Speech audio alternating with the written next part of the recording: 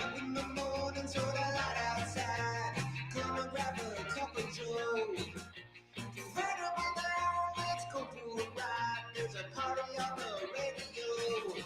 Happer and Schaefer. Happer and Schaefer. Happer and wah, Schaefer. It's Connor and Mike. Yeah.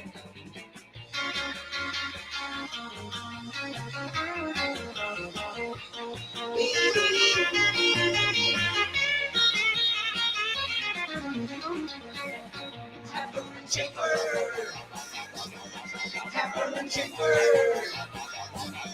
Happer and wah, Schaefer. It's Connor and Mike. All right, good morning. Welcome in. Happy Tuesday. It's Happer and Schaefer on 1620 The Zone, 1620thezone.com, and the Zone Radio Network. I'm Connor Happer alongside Mike Schaefer and Joey Orcola. Good morning, guys. Good morning, Connor, and good morning, Mike. Good morning, Joey, and good morning, Connor. Get the drop ready. They're terrible. They're terrible. They're terrible. They're terrible. They are. Just wait. They're terrible. Okay. What the hell was that? Classic. I'll tell you what it was.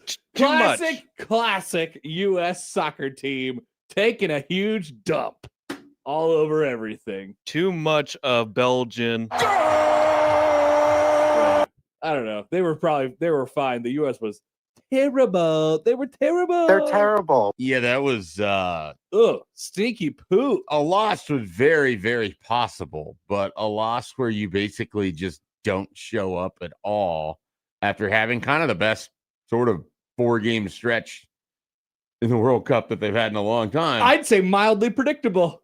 Yeah, I mean, Probably the most favorable stretch leading up to this game. Yeah, if you are always just going to assume the United States is going to be a disaster at some point, Which that is what I assume. largely history is on the side of that, then this was always looming. I just could not believe some of the absolute horrendous defensive play. I mean, and this is coming from the fact that usually when it's bad for the U.S., the back four is really leaky. They can't move people off of spots. They have all of these things. Your goalkeeper, your captain, and some of your better players all just didn't show up at all. So the goalie Freeze. Okay, what the hell was he doing? Oh no! Disaster! What a bad idea! Oh my goodness! That is the type of play that happens when you're actively crapping your pants. Yeah. That can only happen if you are outside of your mind, because you train as a keeper for all of these years, and you clearly know what you're supposed to be doing, and it is the exact opposite of what he did, which was go way out, lose the soccer ball, and then kick the ground before the other team took it and put it in the back of the net about 50 yards away from where he was supposed to be. As John Bishop would say, he's way outside of the box. He was not set. He was outside. Yeah, he was outside the literal box and the other box as well. He was outside of his mind. He was losing it. Yikes. That was the biggest case of poopy pants I had ever seen. If he just comes out and clears it, fine. A little bit, aggressive, but fine. Whatever. You're clearing it. It's like he came out and then decided to change his mind when he had the ball, and then just blindly decides to pass it back across, and there's a guy right there who ran right by him. Oh, no. He kicked the ground. I don't even know if that's I don't know what the thought process was, because he clearly changed what he was going to do. And then, he does kick the ground, but it's like his brain decided, no, what I was going to do was wrong. I'm going to switch it. Probably. His body can't catch up with the process. The ball just flubs off right next to the guy. It just absolutely nonsensical. The only thing that sort of makes sense to me is he's like, okay, I feel really bad for these backline defenders. I'm going to take some of the pressure off of them and just do something inexplicably stupid. And just give him the ball. Because earlier in the game, they were having all sorts of issues marking people, just clearing the soccer ball. It's just a lollipop header back into the middle of the box while three guys stand around wondering what they're supposed to do. Yeah, I mean, Mhm. we should have known probably after the first 30 seconds when they missed they should have smashed in the first 30 seconds of the thing. There are youth coaches in Omaha right now that watched last night and they're like, my team wouldn't even have done that. Yeah. Let alone the United States men's national team. That's what I'm saying, man. Where it's like, hey, here's a great idea. I'm going to hit an 8-foot header right up in the middle of the air, back to the middle of the box. Or I'm never going to mark this guy. Or he's going to cross my body right in front of the goal, and I'm not going to do anything about it. Like, it was just bonkers. Honestly, Belgium should have won like 7-1. Yeah. Because of how poorly they played. And then it didn't get any better on the United States end when they did control the ball. They had absolutely no ability to find a way into the box. Their best players all played poorly. It just a horrendous game. Yeah, they crapped their pants. It was Their only goal was virtue of it just being misdirected by someone's head. Belgium touched the ball last on every single goal they scored. That's right. In the game. And they should have had more. And they should have had more. Wood Africa writes in on YouTube. Well, at least we don't have to get destroyed by Spain. So here's the deal. We've had this conversation a lot. And please forgive us if it sounds an awful lot like the postmortem of a Husker football game, a big Husker football game, because it really, really, really, really does. This was Nebraska, Indiana, like yes, 2024. Correct. It really, that might really be giving does. too much credit to Belgium. So, what you hope and what you ask for from your team is, yes, in the long run, that they're good enough to win a championship and that they have the talent to be able to compete. Yes, like you want that in a very big picture sense. But in a small picture sense, in a game by game basis, what you ask of your team is that they play well. They play to their what you think they should be. What their talent says they are, what their coaching says they are. They play to this either equal or greater level of what the result should be based on what their roster says they are. And when that doesn't happen, especially in the biggest game in 15 years for US soccer at least, you are like, okay, what do I do with this information now? And when it really, really, really doesn't happen, and you could tell from the first 30 seconds that it wasn't going to happen, that is a very difficult pill to swallow. But there is fortune for us. We have swallowed this pill many a times. Why? Because we're sports fans. And it does happen sometimes. But it happens to U.S. men's soccer like a lot. I don't know about this bad. This is the case. This is the biggest case of the poopiest pants that I maybe have ever seen. It's close. Maybe we should do a power ranking with tiers. I mean, they've had some. Have pants ever been poopier?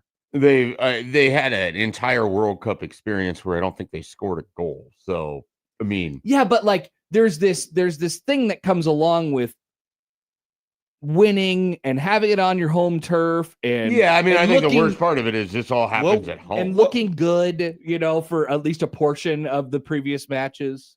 What would be worse, just losing that game or just losing to Trinidad and Tobago for the World Cup qualifier? Yeah, I mean, that's horrendous. Back in 2018, I believe it was. Oh, well, I mean, that's a great question, Joey, because they're both giant embarrassments. Yeah, losing to Trinidad and Tobago is probably worse than losing to a top 8 team in the world, but losing at home, but this is not embarrassingly losing. bad. Yeah.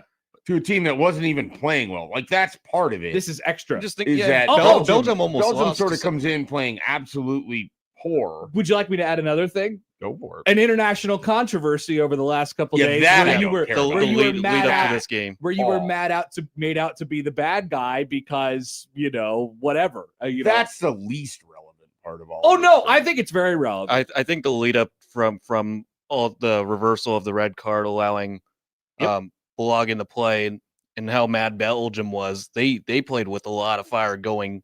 Oh, see, I don't care about it from that regard. I honestly, I don't care about it from any regard. I think if you have this, and this is like your fight, whatever, you get the red card taken away, whoever does it, you now have to play well.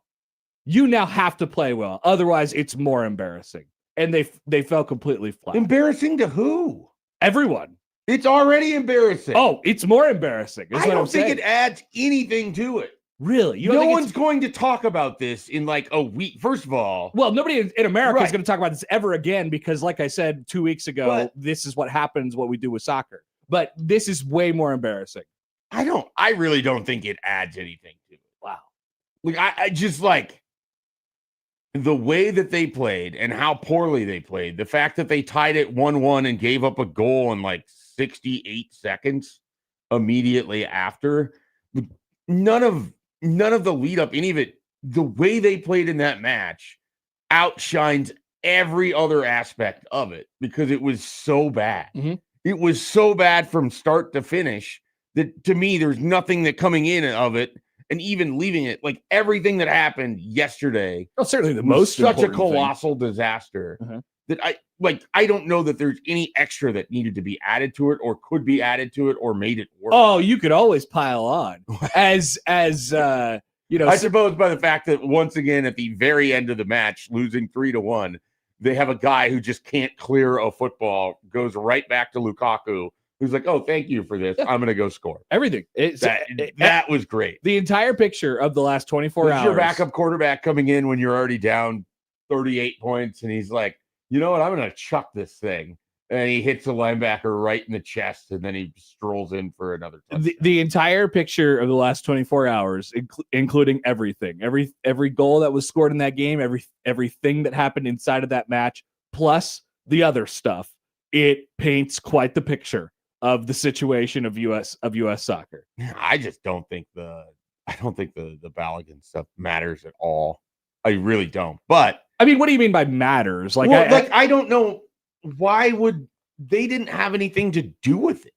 No, like it's something that just happened. But it's the whole thing. It's the whole picture. It's perception. It's how things are viewed. Like it matters, and this is the way USA soccer gets talked about. This is the way we talked about it beforehand. Nobody believed in them. Like I was sitting here, like I know how this ends. I know how this works. Yeah, and then they get out of the group stage. So there's like a difference. But listen, this is what they had done in the previous however many World Cups. And then they put all their cards on the table and they're like, and I don't know who did this. I don't know where it came from. I don't know who got the red card rescinded or whatever it is. I don't care who made the call. It doesn't matter. It's part of the conversation. So you put all your cards on the table and you're like, yeah, we're strong arming you. This is on our turf. Like this is our thing. We're going to put our best guy out there. And they go out and absolutely lay a giant egg. Yes, it matters. Does it matter? Does it play a factor in how well or not well they played yesterday? I don't believe so, probably.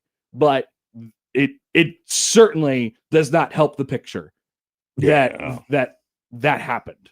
The picture is that they have 4 years from now to figure out how to. They look like a bunch of crying little babies. Yeah. They got their red card rescinded. They went home to their mommy, and then they played like garbage. They decided to hit the quit button anyway. I don't think I don't care about that aspect of it, but understandably, that will be discussed. I mean, that's what we're talking about. But like, yeah, right. I do. And that is definitely the image of U.S. soccer. The image to me of U.S. soccer is that yet again they have a back line that is absolutely atrocious on the world stage, and they've had 20 some years to figure out how you can find 4 guys that have the ability to defend in some sort of unit, and they cannot do it. And it didn't matter if it was 2022 against Netherlands, they couldn't do it. It didn't matter if it was 2014 against Portugal and they couldn't do it. Yeah. They just can't do it. Yeah, see, I don't know. Like I just view you don't know about it because you don't like there's. Yeah. So the difference. Oh, let me explain. Let me explain. Go ahead. So I don't believe this was a how good or not good you are at soccer thing. I think this was they couldn't handle whatever pressure or whatever it is. And look at the things that happened in that game. Look, like those were things that soccer players, these are professional soccer players. Sure. Who are playing for their country in front of 90,000 people. Those are things that professional athletes don't do. Shouldn't. Yeah. This was not a soccer thing. This was not a I have a bad front Yeah, I mean, line. This is that's where this I is disagree not with it. this is not I don't have a great, and they don't have a great back line, or they don't have like their star is certainly isn't as impactful as the other stars in this tournament. That is absolutely a thing, but they did not, then none of them even played to their capabilities, which the standard that we hold them to is not particularly high. And so that's why I don't think this was a soccer thing last night. If they would have lost 2-1, all right, maybe it's a soccer thing. If they lose 4-1, and the way it looked, that's a mental thing. Yeah, for me, why it'd be a soccer thing is it's just a continuation of the same issue that they've had. The area where they continue to be shaky and weak is clearing in the back third. And when you're a team that usually is a counterpunch team and isn't going to be a super high scoring team, you have to be a lot better defensively. And you have usually world-class goalkeeping. What happened last night was the opposite of that.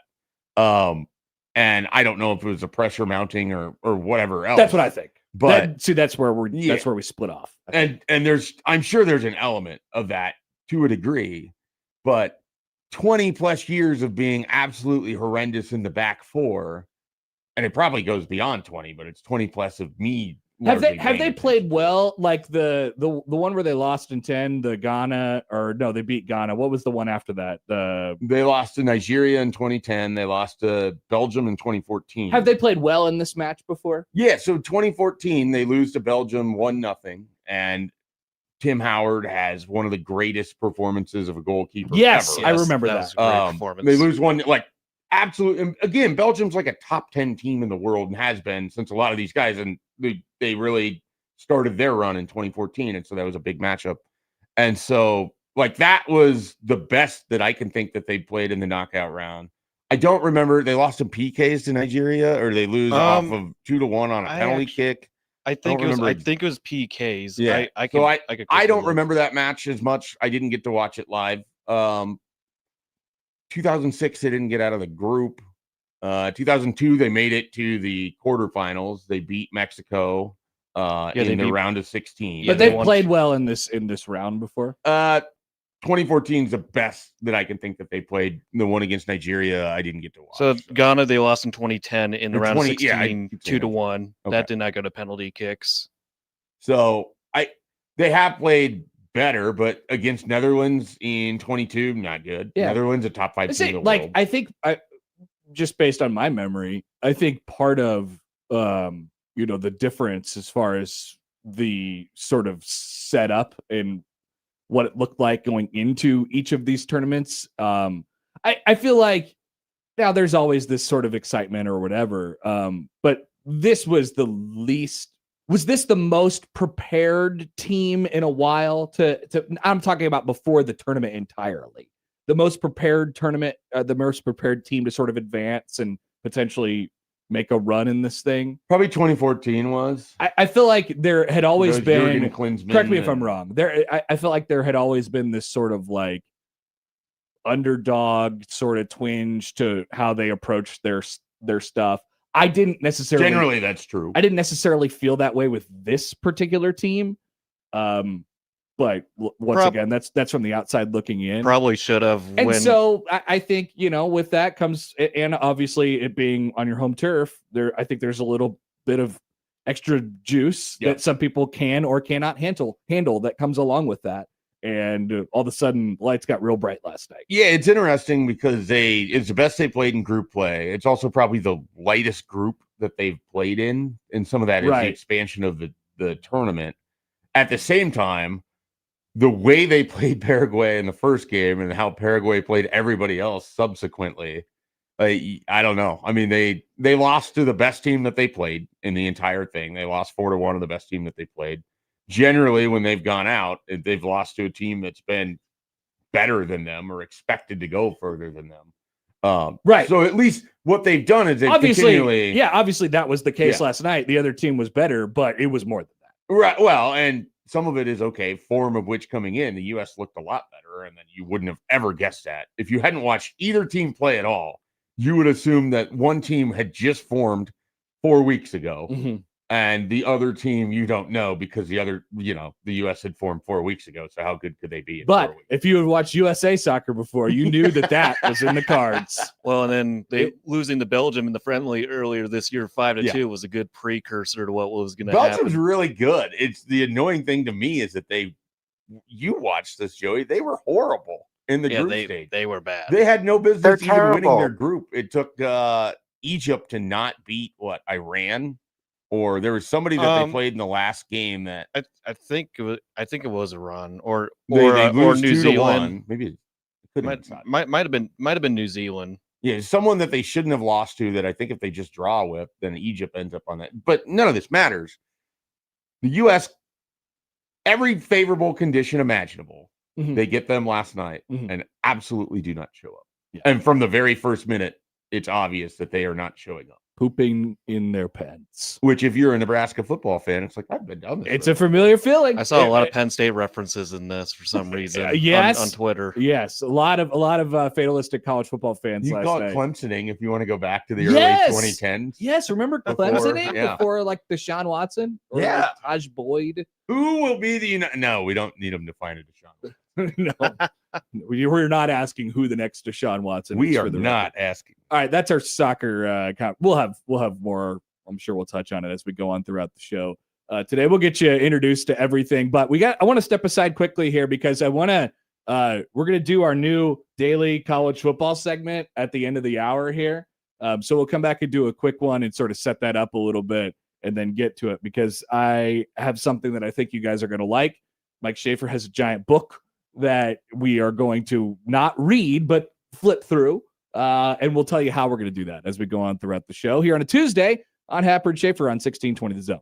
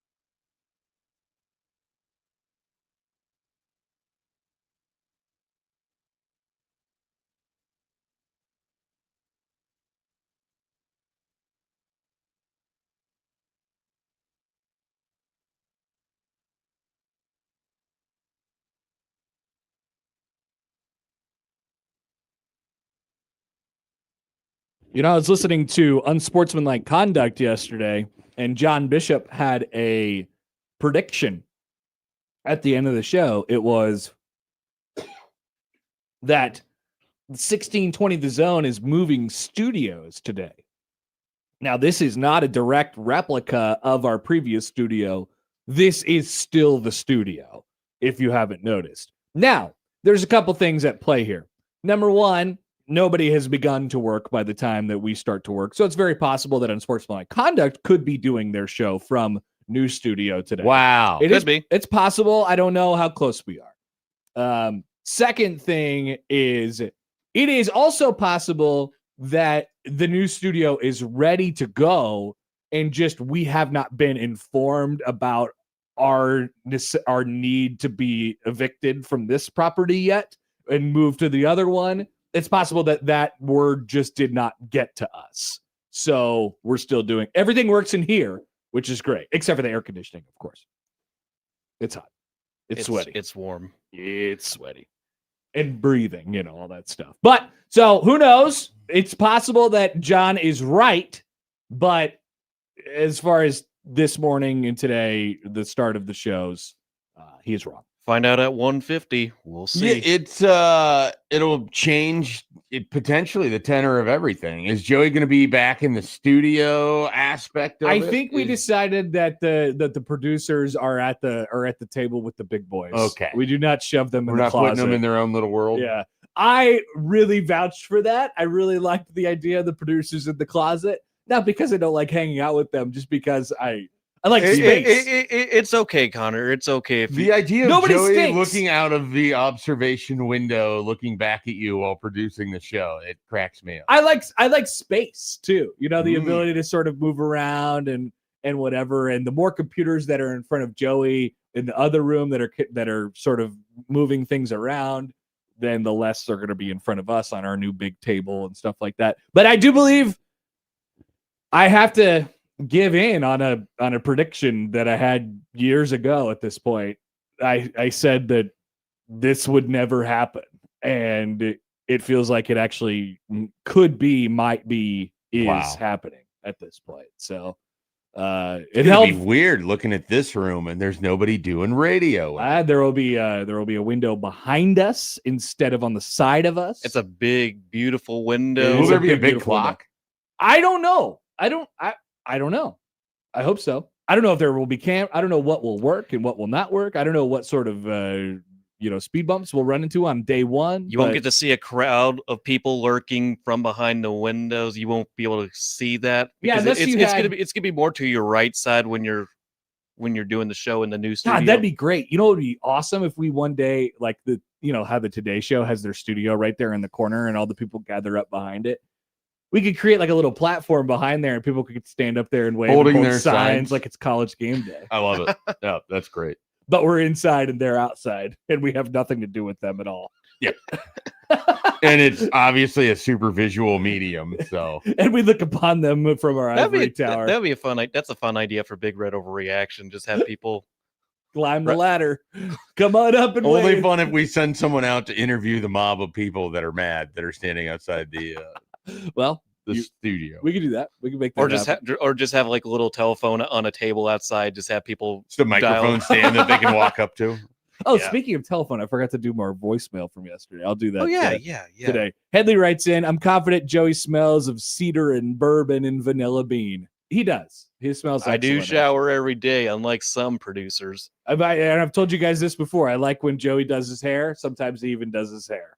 Which is For formal occasions. yes, when he goes out to dinner and orders a steak, he's like, I'm gonna pull my hair over to the side. You throw some stuff in there when you Yes, do that? Yes, I did. Good job. I still have the same stuff from back in college. Well, we look forward to whenever that happens in our new fun digs. But During day, the break, I'm going to go check out the new studio. There's a lot of tools in there. that and day a checklist. is not today, at least for us. But we do have many things coming up on the show today, including Jacob Padilla coming up at 9:15 or 9:20.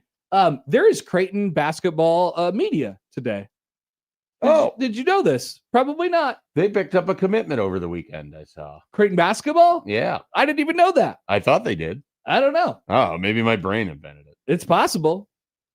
So, It's very possible. I was just tuned out, potentially. tuned out of Creighton basketball recruiting for I know. 2028. It's pretty shocking. It's pretty shocking. But we could talk to Jacob about whether that happened or not. Coming up at 9:20 today. Jacob on loan, of course, from Hurrdat Sports. And that is our lineup. We will not have Mitch today. Mitch is either in transit or in Florida, one of those two. So we will catch up, of course, with him next week. We want to hear from you all today on the show, 402-951-1620 on the Prairie Flower Casino Zone hotline. You can call or text that number. Tweeted us at HappenSchafe, at Connor Happer, at Mike J. Schaefer on the Liquid Trucking Zone Twitter feed. Email Connor, Mike, or Joey at 1620thezone.com on the Equitable Bank Zone inbox. Who's that huge guy? And we say good morning to our YouTube streamers this morning. Good morning, YouTube streamers. Debo says, nope, confirmed. Is he talking about the Creighton recruit or moving studios? I don't know. Oh, maybe he what? CJ Reef. CJ Reef. That's Yeah. pretty cool. 2028. Yeah, he's in a Where's he from? Ohio. He's a Ohio. wing from Ohio. Which part of Ohio? AI says he's a highly rated sharpshooting. Why are you wing. looking at AI? That's what I got here. I went to a site and they didn't have any information for me, so I trust AI over it. Okay. Nice. Awesome. We love recruiting. Maybe we could ask Jacob about that a little bit later on in the show. Don't as forget well. about the tennis talk with him. And don't forget We about get the tennis Yannick talk. Center at 7 a.m. We have Tennis, soccer, Creighton, Jacob Padilla. it says they have no commits for 2028 on 24/7 Sports. Yeah, I looked at this. He's 2027 apparently, but He's that was 2027? what was confusing me. I only see London Dada. I know. That's how I ended up on AI. Jeez, I missed all this stuff. Okay. All right. Well, we'll talk to Jacob about that maybe later. Maybe this recruit is from Mason, Ohio, home of the Big East okay. baseball tournament, Prasco Park. Maybe he knows about the all best the splendor conference. of Debo says he's John Christophilus clone. Now that is awesome. I am excited for that. If that is a great description. All right, so that's the way to get in touch with the show today. Please feel free to do so. When we come back, we have a new game to A PNB? I think we're just running Straight it. B? I think we're just running it. It's a bit. Wow. Yeah, absolutely, for It's sure. a B. So we'll explain it a little further and then actually do it when we come back on Happer and Schaefer on a Tuesday on 1620 The Zone.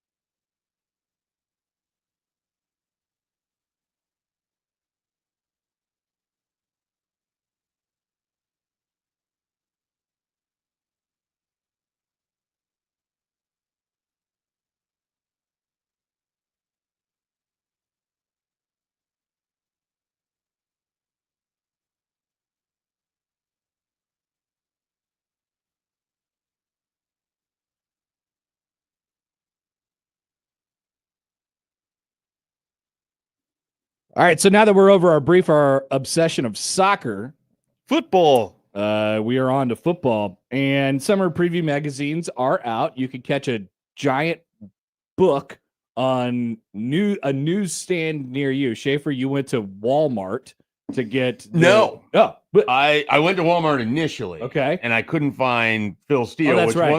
won the poll. That's why we have Phil Steele. Uh-huh. We had that poll a couple weeks ago. And then I ended up at a Barnes & Noble, which, real quick sidetrack. Barnes & Noble. I don't know when the last time you've been in one. It'd been probably 2-ish years for me. Oh, maybe. it's more than The that. last time I was at Barnes & Noble was when it used to be By the crossroads. Yeah, when there used to be a crossroads. when there used to be a crossroads. That's that correct. place has one of the most distinctive smells. Mm. Like you walk in there and it's like a pleasant Do smell. you think they have like a humidor? I don't know what they have. It's the smell of like books plus the coffee. You know what? Yeah, Plus, you're right. it is a great smell. Yeah.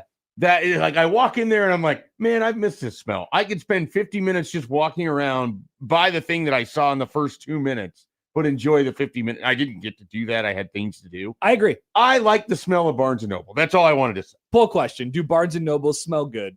Yes. I actually think you're right. Definitely yes. So but anyways, We are there's going a whole wall of college football preview That's magazine. great. It That's was nice great. to see. And we'll maybe get some more as we go along here. Maybe if anybody wants to send us one or whatever, we could do that. But we're going to basically pick a number and open up to a page and talk about that team or whatever's on it, I suppose. We have to come up with How are we gonna pick the number? Great question. Great question. So the original idea was Lotto Ball Machine. We dream big here on this show. And a lot of people mentioned how on Pardon My Take, they have the big Lotto Ball Machine and they literally pick numbers every day. It's a great bit. I think it's hilarious. It happens at the end of the show. It's senseless and it's awesome. I looked into it and it is both hard to get and expensive. And so what we ended up with, you guys are going to like this, is this. Whoa. Are there M&Ms in there? Jelly beans? The world's tiniest little snow globe of lottery balls / bingo balls. And you're going to love this as well. They look like sixlets. I couldn't figure out what the candy was. But that's what it is. They It's do. It sixlets. looks like I could eat them. Yeah. They only go to, I believe it's 49. Okay. So what we're going to have to potentially do some math. I was going to say, do you want to multiply numbers? So I think we just or add it. I think we pick like 3 or 4 or 5 numbers depending on the day and then add it. That works. And my calculator. Because the balls are so tiny, you cannot take them out of the machine. You just have to look at them and then somehow get them back into the snow globe afterwards. So team preview stuff. This is the most embarrassing thing I've ever bought from Amazon. It cost $20. $20 for this piece of garbage. $3.59 is the last page of team preview. Okay. And Cracky says you're going to need glasses to read the numbers. 58 is the first page of team preview. All right. So 58 between what? 300 what? 58 and 359. 359. 301. All right. How many tiny balls do you want today? Okay. So if we're gonna do this, I guess if we did 3, We need more than 3. I think. Well, I'm wondering. Yeah, It's dependent on what the numbers we got. I don't. Yeah. All right. I'm just gonna start. I got the calculator ready. Here we go. I got 3 so far. All Joey, add. Oh, they're all in the 40s. So this might be good. Okay. 49, or maybe we could do like a color, or do it by color. Yeah, I So- think we can but kind of whatever. mix it up each day. 49, 47, and 46 are our first 3 numbers, which, wow, that's kind of crazy, actually. All right. Turn to page 142. 142. That is our team of the day today. Debo says, keep away from McMaster. Those tiny balls are a choking hazard. Our team today comes from Who are we talking about? the ACC. Oh, is it Virginia Tech? You It love is not James Franklin? Virginia Georgia Tech. Tech. I flipped to like 148, and that is Virginia Tech. And I was like, wow, Ah! that would have been a great way to start. Instead, we get the Pitt Panthers. Ooh. Pat Narduzzi, a coach that nobody probably wants, but a coach that Is this a great time to talk about the Carr podcast that he went on when he was talking smack about Mark Whipple? I forgot about that. I loved that moment in Nebraska football history. He seems like he's perpetually capable of getting Pitt to be like 9-3 to 6-6 in perpetuity. I agree. So how many years has he been there now? Oh, it's been a long. He's one of the longest years. He's one of the longest tenured coaches in college football now. I think 12th he's year. been there for a very long So time. they're 80-61, 2-6 in bowl games, 48-25 at home, and 29-29 under Pat Narduzzi. Since we care very much about this, especially around here, versus top 25 teams, 11-25. Not bad. Off by 13-11. Oh, okay. Against the spread, he's a little over 500 at 72-66-3. So just to give you a little context here, Pitt last year went 8-5. They were ranked at one point during the season. Remember at the end of the season, they beat they were in the playoff mix for a long time. Part of it was because they could have potentially made it in by winning the ACC Correct. and being just high enough in the college football playoff. They had lost. So what happened was they lost to West Virginia and Louisville early in the season last year, and only one of those is a conference game. So they lost to Louisville. Louisville was a top 25 team for the majority of the year as well. Then they ripped off 5 games in a row. That leads into November. They lost to Notre Dame. That didn't really matter to them. So at this point, they have 3 losses. And they have that game against Georgia Tech. They beat Georgia Tech, who was number 15 in the country at that point, and then they lose to Miami to spoil their chance to that was that was a de facto division champion. Well, Miami, yeah, that's right. They end up losing by 31 points to Miami. but Miami didn't make the conference title game, so I don't know what that was. Maybe I think Pitt, if they won, would have made it. Okay. Miami wasn't going to make it because they lost the 4-way tiebreaker to Duke. Awesome. And then love it. I love the ACC. Duke ends up beating Virginia, which spoils Virginia being able to go into the college football. And then so they lost 4 regular season games. They went to the Military Bowl where they lost to East Carolina by 6. A 1-score loss, you would say. So they went 8-5 last year. The year before, under Pat Narduzzi, they went 7-6, but the year before that, they were 3-9. All right, what do we need to know about Pitt this year? Well, Who's their quarterback? Year, What's going on? Their last year, their quarterback was Eli Holstein to start the year. He was an Alabama transfer. Yes. He transferred in. He started in 2024 and was transferred fine, out until he got hurt. And then last year, he starts the season not playing well enough for Pat Narduzzi, gets replaced by Mason Henschel. Mason Henschel, a true freshman, comes in and leads the team to wins in his first 5 starts. He threw for 2,354 yards, 16 touchdowns, 8 interceptions. Who's their quarterback this year? 4 road wins. So Mason Henschel, he was a true freshman last year. Okay. So he came off of basically he's TJ Lateef and comes in at the end of the year and just lights it up for him. Mason Henschel. They feel okay about quarterback, I would imagine, coming into this year. What other positions do you want to know about here?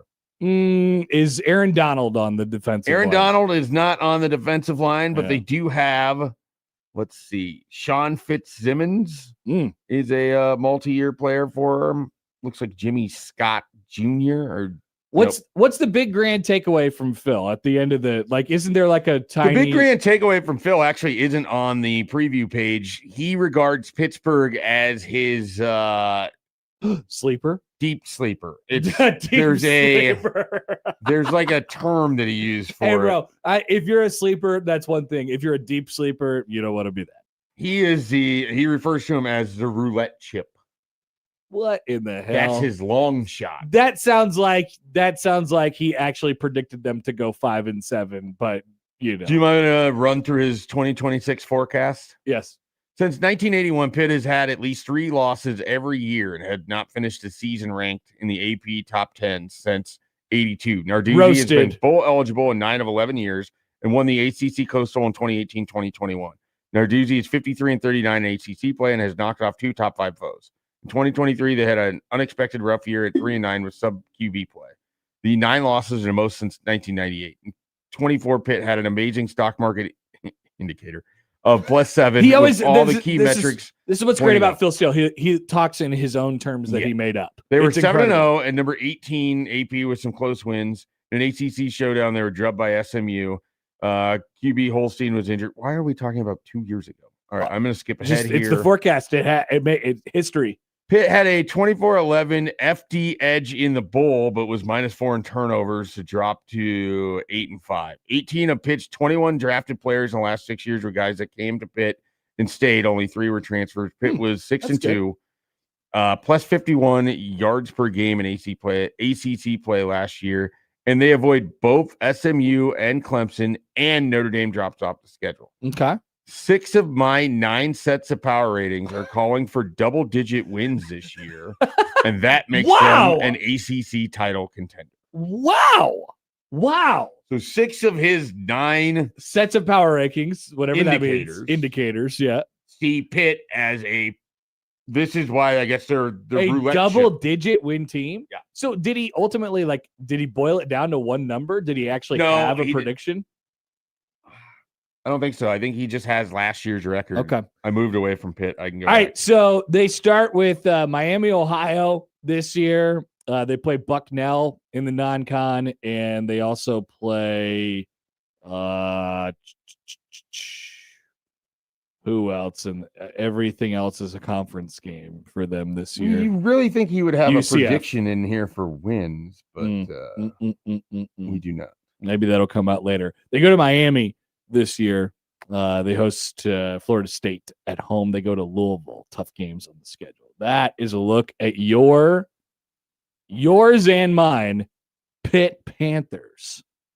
I'm excited about them this year. If 6 out of the 9 power rankings from Phil Steele have them at double-digit wins, then I think you got to. Who are we to disagree? I think you got to take them seriously. There's no doubt about that. All right. Thank you to our little balls. Do you want to do another team, or do you want to, not less in depth, or you want to see where it ends up? Anything else you want to do with this tiny little ball machine? I think we do another team. Okay. Well, we got 2 minutes here. Okay. Just quickly. Look at that. Phil Steele has Pitt at number 5 in the ACC. 49, 21. 49 and 21. 60? That's 70. 70. Or 70. Good math, Mike. Page 70. So we're going to the SEC. Of course we are. It's Auburn, I bet. Tennessee. You're the only 10 I see. Basically, they avoid Georgia, Ole Miss, and Oklahoma, so they have a great shot at topping last year's 8-win tally. And if they take care of business at home versus Texas and Alabama, they'll put themselves in the thick of the SEC title race, perhaps a trip back to the playoffs. No Joey Aguilar, so they will have a different quarterback this year. A new man. That's probably the most notable stuff about Tennessee. I'm trying to figure out how to quickly size things up. Josh Heupel returns. It'll be his 6th year there. They're 8-5 last year. They didn't beat a single team with a winning record, and they played one of the softest schedules imaginable. So do with that what you will. I don't know what you do with Tennessee in 2026. Oh, they're in the SEC, so you could expect them to be very highly rated and then probably win about 8 games. And potentially against none of the teams that win games. That's right. So good luck to them this year. Give me Pitt over Pitt Tennessee. over Tennessee. Yeah. Maybe that's what we do. I agree. We match them up. All right. We will come back 7:00 hour as we roll on. We're an hour down on Happer and Schaefer on 1620 The Zone.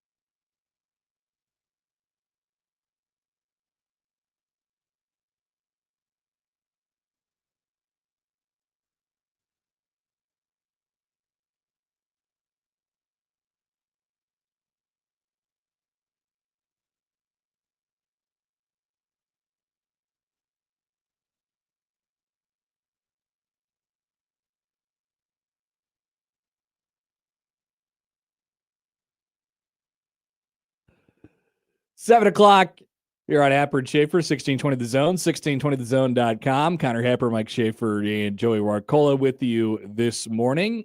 Stay tuned. We'll have your opportunity to win tickets to next Friday's Storm Chasers game against Lehigh Valley on Everything Nebraska night. It's also 1620 The Zone night, and some of us will be out there having fun, enjoying the baseball next Friday night. Stay tuned. You will have a chance to win during this very show today. John writes in, John Jacob Jingleheimer Schmidt on YouTube.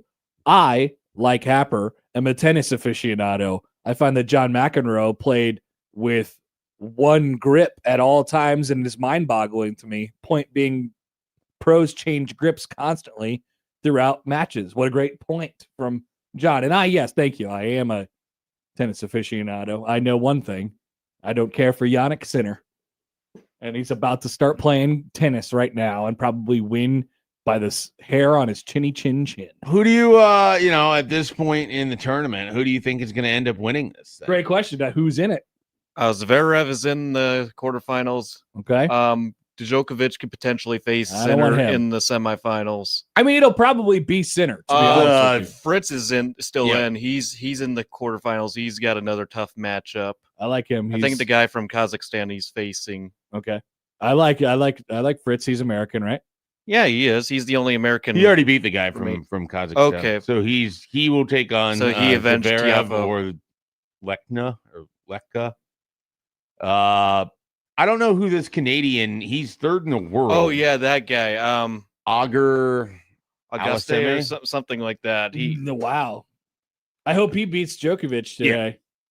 I really hope that happens. You could root for the Canadian. Yeah, absolutely. I'm totally down Go for that. Canada. I would like it if Djokovic. Hooray! Joey will wear his hat. That's cool too. I forgot my hat.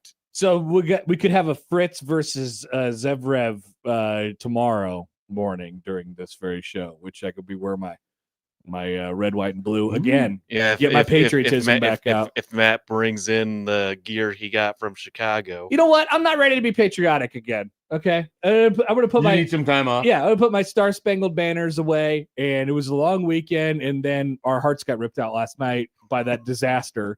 And so I think I'm just gonna wear neutral They're colors for a terrible. while. There's not like a Ryder Cup or anything. There's really not a patriotic thing for a while. I'm not feeling very patriotic at the I'm trying to moment. think of the next time you're going to have So maybe patriotism. I was thinking about rooting for Mr. Fritz tomorrow, but actually I don't think I will. I think I'll just sit that one out. What about this All-American quarterfinal of Coco Gauff and whoever? Pagula. Yeah. How whoever far Pagula. away is that away? Is that today? That starts in like No. 20 minutes. I'm not ready. I'm not ready to say go You America. can sustain. They're gonna- Everything's they're still gonna up. do This We're bragging Christian still up. Pulisic guy really messed me up. Let me read you He a played tweet. so bad. He was he did- horrible. he did- He was horrible. Horrible. Yeah. Go ahead, Joey. They're Hit. terrible. So I want to read you a tweet from Nick Wright yesterday. Oh, I found Good old myself Nick. shaking my head at a Nick Wright tweet. Oh, all right. no. And this is not good. He says this: Pulisic skipped the Gold Cup, much to the dismay of many current and former teammates and his coach, to be best ready for the World Cup. He then went 6 months without scoring before the World Cup. And then in the 5 games of the World Cup, he missed one and left 2 early with injury. He didn't even have a take in there. He just said facts. so Yeah. he It's had not great. yeah, he you had- got dismantled by the facts, bro. he got 11 turnovers in that Belgian Yeah, it was game horrible. in the first half. That was like the most in a half for anybody in the tournament. That's how bad it was And then he for a just guy with dipped. such high expectations. And they went down to the sideline reporter, and she's like, yeah, it doesn't look like he's going to go back in. Good old- Yeah, he went to try to put a shot on goal, and basically Belgium's guy got his foot in there. He ends up kicking his foot, Yeah. and you could just Yeah. he looked like he was in a lot of pain. So I don't doubt it, but it's also like he's always hurt too. So you Yeah, have bad he luck. He's missed- always hurt. He missed the he missed the Australian game. Yeah, game, yeah. because of the injury. in the dudes that first are half. always hurt are the most annoying dudes in sports. Like, particularly when they're really it's, talented. yes, especially the ones that are Yeah. good. Like I those guys, I just can't handle those guys. They say that they get your best ability is availability, and they are correct. Oh man, we could do a pretty good power rankings of tiers of most Cliches. Not cliches, but I was trying to think of most annoying injury-prone athletes or something like that.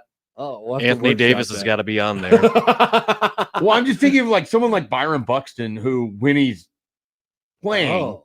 that guy is legitimately So- one of the better players in baseball, but he broke his tooth eating steak and missed like 3 weeks of baseball. That happened, Joey. That's a real life thing. I think I remember hearing this story. Yeah, in like the- it's just he's seems like a great guy. So just always hurt. So dudes or girls, females, you wish Dudes or weren't- dudettes weren't injured all the time. Yeah, we'll work on the approximation of it. We'll add it to the list of various things. Okay.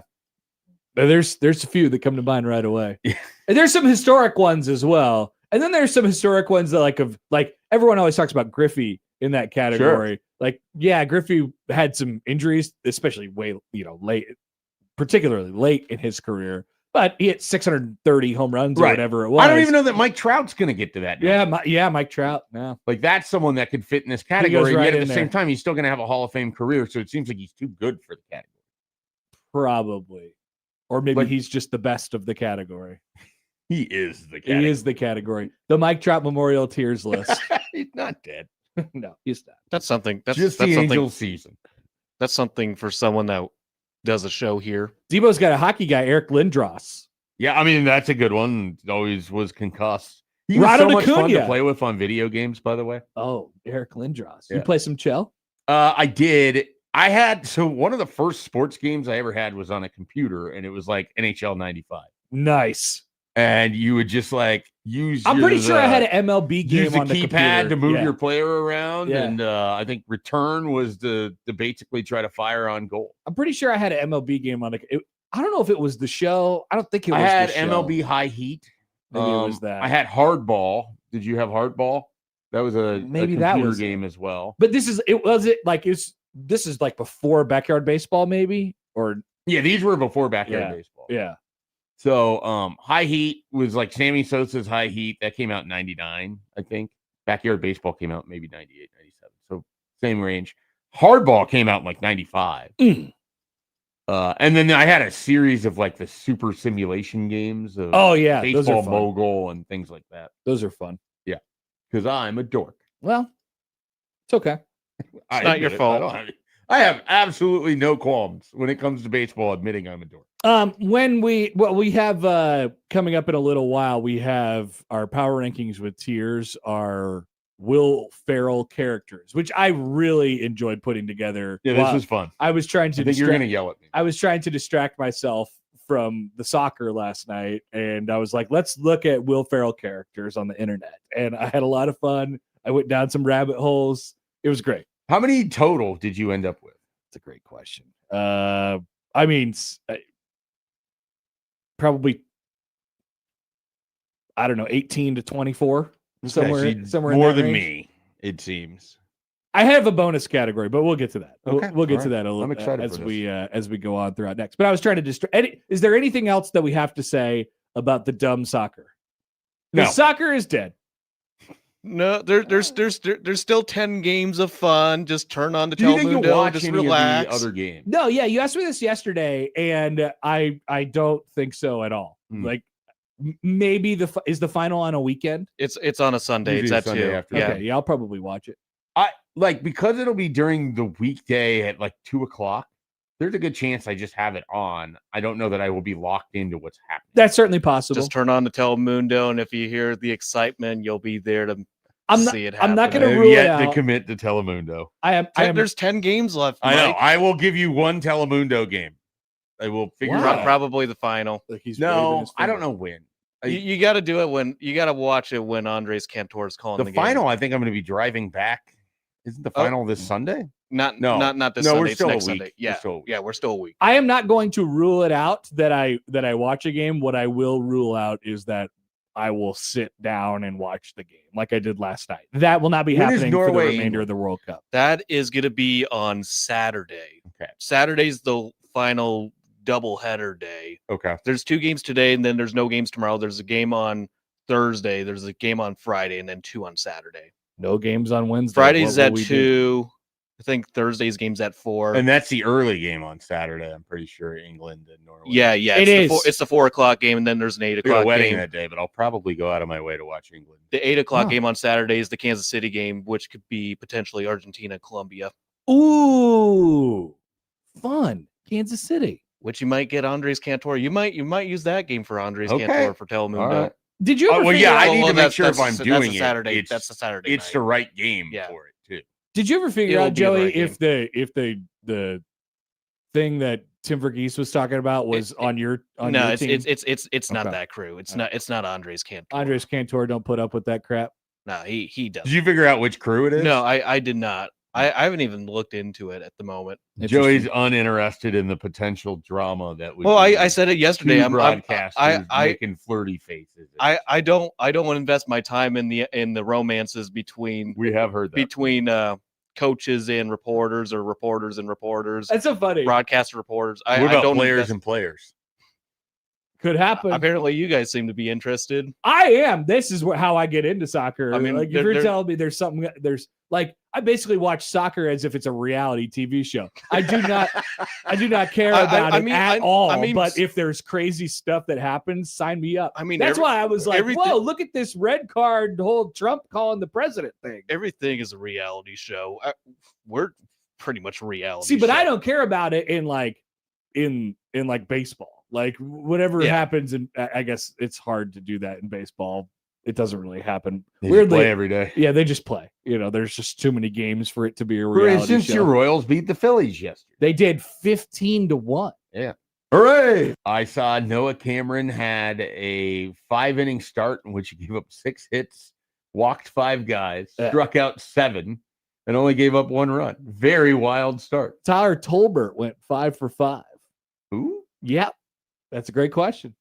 Say that name again. Tyler Tolbert. Okay, I know that name. It's a deeper cut for the Royals for sure. It most certainly is. Outfielder, right? What? Well, I believe he played shortstop yesterday because Oh. Bobby DH, but Is he a utility guy then? yeah, he can move around a little bit. They love guys like that, guys who can't hit at all, and then randomly have this one game where they go It's 5 for almost like 5. and then Cleveland and play- Kansas City are just Wow, handshake memes. They same crap. really, really, really do. You have, Bobby Witt. We have a text here from Brian in Bellevue, injury-prone guy, Christian McCaffrey. Yeah, he would be on. I wish he was less injury-prone, do but too. he's just so good that it's hard to put him in the what-if category. You know what I mean? Like, I think I forget if you play fantasy or not. I do. Would you take Christian McCaffrey this year? Like on my team at all? Like or- if you're in a draft situation and your pick, like what does he come up around 7 or 8? Yeah, seems to be. yeah, Do although you have hesitation to put him on your team? absolutely, because it seems like we're scheduled for an injury this year because we didn't have one last year. Yeah, that's probably true. That's my logic. I but- love drafting guys like that because it's either like I'm going to be really good or my team sucks and I don't have to think about it. Yeah. I feel like the best versions of building those teams are basically I'm going to be sunk in week 3 or a bunch of old guys all stayed healthy and now I'm reaping the benefits because I guess that's a good thought process to go behind it. it's sort of the weird strategy that I would employ. All right. I want to hear from you guys. 402-951-1620 on the Prairie Flower Casino Zone hotline. We do not have anything more to say about the soccer from today or from yesterday. A quick note here. Nebraska got a commitment yesterday. They also didn't get a commitment yesterday. Let's do this real quick. So Khalil Taylor is not Trey Taylor, but they are friends and acquaintances. And they are now Taylor to Taylor. in the Nebraska class together. They did not get Bam Whitfield yesterday. No Bam. He committed to Florida. Florida. Thank you. I'm sorry. I blanked on You're that good. for a second. And so a pretty nice ad for Nebraska in the class. Hey, by the way, I know we don't like positivity very much, especially in the summer because we're worried about winning off-season national championships. They did a pretty good job in June. And then, like what Oh yeah. July 7th is like June plus. So they did a pretty good job of what they wanted to knock out in the month of June, which sets them up. Now they have to, yes, win games in order to keep the class together and things of that nature. Any thoughts on the commitment yesterday, Schaefer? Yeah, I got a few of them. I mean, we'll start with this. So basically, Nebraska has added 5 top 24/7. I'm just going off of that, but 5 top 24/7 wide receivers since I went back to 2012, which is the first class I ever covered. So basically 15 years worth of classes. Wow. And so they've had 5 of them. And this is one of them? This is one of them. Here's the list. Oh, boy. This is going to be bad. Tyjon Lindsey. Okay, all right. All right. So since when? Since 2012. Now, they had guys like Jordan Westerkamp was a 4-star wide receiver, but wasn't a top 24/7 player. Okay. Wan'Dale Robinson was listed as a running back because that's how he was recruited. And then he determined that he needed to play wide receiver. And then he was unfortunately used as a running back. Yeah. Yep. Okay. So he doesn't count. Trying to think if there's any other distinctions in here. I think that's basically it. All right. I know Tyjon Lindsey. Yep. So that's one. Let's see. Is there any? I mean, I would imagine a couple. One is still on Nebraska's team right now. Jeez. Was a big commit 2 Barney. years ago. No. Really? He wasn't a top 24/7. All right, just give him to me. I would take too long. Okay, so you have Tyjon Lindsey Yes. from the class of 2017. You have Darian Chase. You remember him? Dear God, yes. Class of 2019. Yep. You have Malachi Coleman, listed Sure. as an athlete, but was always recruited as a wide receiver because that's what he wanted to play, even though I would have loved to have seen his career if he would have played defensive end. Me too. Cortez Mills. That was the one that you could not remember that was on the Yeah. roster this year. Yeah. So right now, basically the three prior to Cortez Mills all transferred. Malachi Coleman, the only one to really contribute at a high level. At any level. I mean, he didn't. Tyjon Lindsey did a little. He had a catch here or there. But Malachi Coleman had a couple touchdowns and whatever else. How many his catches freshman did year. Malachi Coleman have in 23? Was it like 10? I'm gonna guess if I had to guess if that was the number, it would be under. Under 10? Yes. Ooh. He had 8. We were very He close. had 8 receptions in 2023. Look at that. So But he it only was had for one- 139 yards. What about Ty? So what did Tyjon Lindsey do? I can't imagine it was much more than that. I can't even imagine that it was 8. He got a cup of coffee in the NFL. on a Whoa! Sunday. Congratulations. Okay, he had 15 catches in his Nebraska career for 98 yards. That's pretty good. So less yards, but more catches. Yeah. For Tyjon. Almost Lindsey. double the amount of catches. He had a 6-year college football career. Darian Chase had, I think, 1 catch at Nebraska. Oh boy, I don't know. I would take the under on that as well.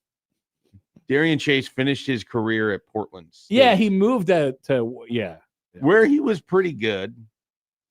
He had 1 catch for 13 yards. It was in the Minnesota game. It's a in push. 2019. So what you're saying is this does not being a good wide receiver does not bode well if you're committed to Nebraska. What I'm saying is that Nebraska, 1, hasn't got very many wide receivers like this. 2, the ones that they have received, they have not. And this is a very common Nebraska tale. The best recruits that they have picked up have not largely been the best players that they end up with, which is a problem. And this is not to be any sort of like harbinger of what Khalil Taylor could be. It's just to say, like, this is kind of rare for them to add somebody of this level at wide receiver, and it hasn't gone super well yet. But Cortez Mills, Khalil Taylor, Trey Taylor is your quarterback in the future. Could be Not a bad picture. Could be a good picture. A couple other thoughts in here. This is kind of the big one. I have an extra thought here from the YouTube. Here's Mike. He says he did a hat throw announcement. Did you see this? I did. I saw some angry. What's up with guys named Taylor doing these hat tosses? Well, and they're doing it of the team that like They on a should be home committed state to team or like your safety fallback option. He's gonna have to do some real work if Penn State is going to be an option for him if he doesn't go to Nebraska. I know, yeah. Which is fascinating because it was like, okay, Nebraska's gonna have to fight Penn State. Well, all the you way to asked signing day. Tim yesterday. You were like, "This is going to go all the way to the end, right?" And he was like, "Yep." Well, and now it seems like, okay, if it goes all the way to the end, Colorado's involved or Indiana gets back involved or whatever. I think the Penn State door might be closed. Might be closed. All We'll because see. of the hat throw. But so I wrote this on our rundown, and it's just kind of a spare thought that I have. This feels very similar to Danny Odom to me, where it's like a recruitment that Nebraska won, that it's a genuine surprise because the teams that they beat out really wanted him. Like, this is a guy that they went toe-to-toe with Penn State for someone that was a verbal Penn State commit. He's very close with a lot of the Penn State commits over there. Now, this isn't an insult because he's a really good coach, but out-recruiting Matt Campbell isn't the same thing as, out-recruiting Ryan Day for Right. Danny Odom or whatever. But it's to add to this idea that one of the things that has happened with Matt Rule here that we weren't necessarily seeing under Scott Frost and Mike Riley and Bo Pelini is that when Nebraska really wants someone and they have traction with them, they have had a higher hit rate in this coaching staff with their high-end guys, the Dawson Merritts, the whatever, in terms of landing them, than where previous staffs They're have been. kind of When they identify you as a high target, and Ahmad Hudson falls in this, and we'll see what happens. I think it's very likely he just stays at LSU. But they have had a lot of success with people that they have determined, like, hey, he's someone that legitimately is looking at us for the reasons that we want. We're going to go really hard here. I'm sure they make very competitive NIL offers, but I think Danny Odom had equal offers to other places. You would know more about this than I, Schaefer, but it seems like compared to, based on what you just said, compared to the previous staffs, that this staff actually doesn't mind putting the heat on a little bit at the end of recruitments. And they don't mind going into Nebraska's had some coaches that are like, okay, that other team offered, we're just pulling out. That is not Matt Rule. That is not this staff. I think that's awesome. It's one of the things that, like, you might end up with egg on your face, but they don't care. Comes to the next big point. Holy hell, can they just win football games? I know. Yeah. They can do this. It does feel like winning. And so it's like, if you just do a little extra winning, what could it look like? Almost every staff has, I think, gotten to this exact point. Right. Where it's like, okay, this is all I think nice, there's a lot of different stuff that I think really is good here. It's just, can you do it on the field? There was stuff like, there's a lot that didn't go well with Scott Frost, but there was stuff that was going well. Absolutely. But they couldn't follow it up with wins. Mm-hmm. Here you have a few more wins or non-losing seasons, if you would. But they got to get the boulder up the damn hill and have the boulder stay in place a little bit higher than where it has been rolling back. Push it over if you can. Because I think this operation can recruit at a better level than certainly the last three staffs. I don't know that it's going to be Bill Callahan level, but it's the closest that anybody has been to it, including Mike Riley when everything sounded really good because of the Calabasas stuff. Right. I think if Nebraska can win, they have a coaching staff that can recruit at a high level. If they could start it, win. There's some staying Now, power. chicken and the egg, can they get enough players that help them overcome their own deficiency as coaches? Can they develop these players, etc.? All unknowable. But when it comes to the recruiting, they actually have a staff that can do it at a high level. 402-951-1620. That's the Prairie Flower Casino Zone hotline. Call or text that number. Let's step aside. We'll take your thoughts. You could also send them at Happer. Happen Schaefer on the Liquid Trucking Zone Twitter feed. We'll come back with our power rankings with tears. Yeah, it's the summer. It's time to talk about our favorite Will Ferrell characters. Why? Partly because he has this new weird golf thing coming out. Partly because we think it'd be funny. Back after this on 1620 The Zone.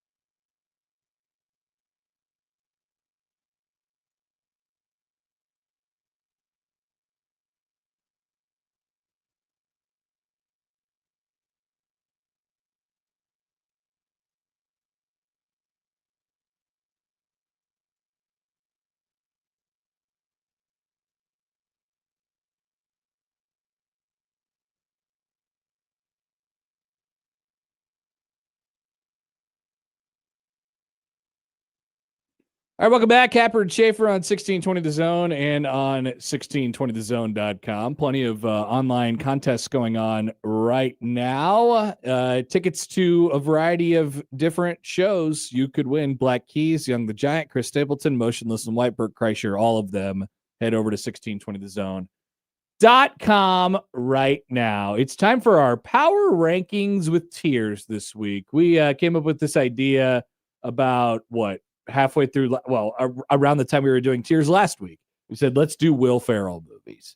And here we are. Now, we decided to edit it a little bit yesterday, and we said we were going to do Will Ferrell characters.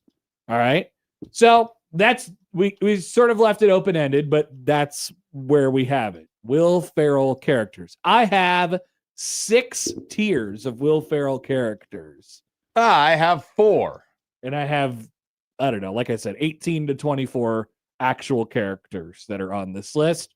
Schaefer, where are you starting?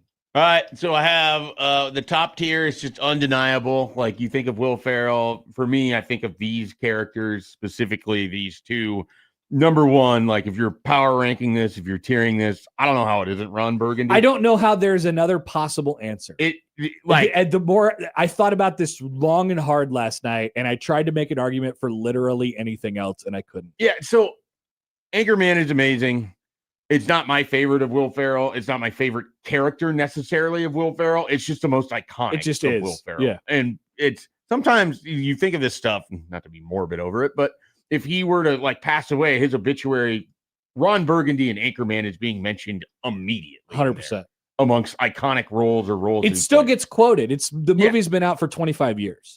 Looking back on it, when I put this together, I don't know why I didn't think this last night. My tiers should have just been quotes from the various movies. Like, I should have just done that. So how I did it was, I don't speak Spanish. Exactly. So this is how I named my first tier. It's called I Still Voluntarily Fall Into This Character. Involuntarily fall into this character. Sometimes I will just say Ron Burgundy lines, like Ron Burgundy. I'm Connor Happer. Sometimes I will just say non-Ron Burgundy lines, like Ron Burgundy, just in my daily life. And I don't know if people understand it or don't understand it or choose to not acknowledge it because it's so common with me now. Like, there's just no world where this isn't number 1. And I think it's so far number 1 that it's on a tier by itself for me. Yeah. So I just left it. It's Ron Burgundy number 1. I think that's fair. I grouped it with the other one that's always stand out for me. Now, I think that's different for you because I don't think you care for the movie as much, but Ricky Bobby I have here is the other one. I do not have that on my second tier. Yeah. I think we're gonna have very different. It's not my I like it. It's not my favorite. It's not my favorite iteration of Will Ferrell. Nope. All right. My second tier is absolutely tremendous. Would probably watch a sequel. Okay. All right. Brendan Huff. Okay. From Step Brothers. Yep. Alan Gamble, Detective Alan Gamble, aka Gator, from The Other Guys. Jackie Moon from Semi-Pro. And sneaky one here. Get ready. Phil Weston. Coach Phil Weston from Kicking and Screaming. So I love this movie. I don't think I've ever seen it. This is a great movie. I don't think I've ever seen Kicking and Screaming. In my mind, Bit Week again, we're making that their movie club. Oh, good one. Because I've never seen it. I think that this is a perfect iteration of Will Ferrell because I think he is at his best when he's like a suburban dad. Yeah, I can see that. And this is what he is, except for he gets like super into being really good at soccer and really competitive, and he just loses his mind. It's hilarious, and it's working with children. It's very funny. It's a great movie. So my second tier is my favorite version of Will Ferrell is almost when he's never the lead. It's always when he's either the villain or when he's like a bit character, because that's when he's at his best, because he steals every scene that he's in when he's these characters. And it's Frank Ricard, Frank the Tank. Yep. It is Mugatu. Which until last night, I didn't know that Frank the Tank's name was Frank Ricard. Didn't either. Just Frank. Just Frank the Tank. Right. Yeah. It's like you never got to Frank Ricard. You would just be Frank. I didn't know that. Let's go to Home Depot later. Mugatu, Chaz Reinhold from Wedding Crashers, which absolutely one of my favorite movies, period. Yeah. to that entire scene Mom! where Owen Wilson is having to reevaluate, Milo! like just Yeah. incredible. Absolutely incredible. You go to Ashley funerals? Schaefer from Eastbound and Down Absolutely. steals every scene he's in there. Here's a deep cut, Feeling and probably bad the about deepest cut that I boobs. have. Do you know who the character Lance DeLune is? No, is that from one of the serious movies? No, I hated all the serious Will Ferrell movies. not from a serious movie, from The Ladies' Man. Never saw it. Okay. He's really into wrestling Okay. and really wants to oil up Tim Meadows and wrestle him. All right. That sounds hilarious. Ladies' Man is great. That's pretty good. And then Big Earl from Starsky and Hutch. Oh, you know what? I watched Starsky and Hutch, that version, the Will Ferrell and Ben Stiller and I have a soft spot Owen for Wilson that movie. I watched that movie so much when it came out and around the time it came out. It was one of those that we just had on DVD and like Sure. whatever. Like Mr. Deeds-esque? Pretty close. Yeah. But it's been like 25 years since Yeah, I've that sounds probably right. seen it one time. Yeah. I haven't seen it all since then, so I can't remember it anymore. Yeah. So Big Earl is the last one on that tier. But these are all like, again, he's not the main guy in any of this, but everything he's in, he's just totally stealing scene. So my next category is, and this is tough for like a power ranking because you really do have to tier them, I think. This next category for me is called overrated. These are the overrated Will Ferrell characters. These are going to be all the ones I like, I bet. Steve Butabi. Okay. I don't really care for Night at the Roxbury. It doesn't, I mean, like, I get it. They do It's one of those movies I watched on Comedy Central, and so I never watched it as intended. They started it as it was an SNL sketch, and they turned it into an entire feature film. There's like multiple movies that he's in that are that way. I don't really get that.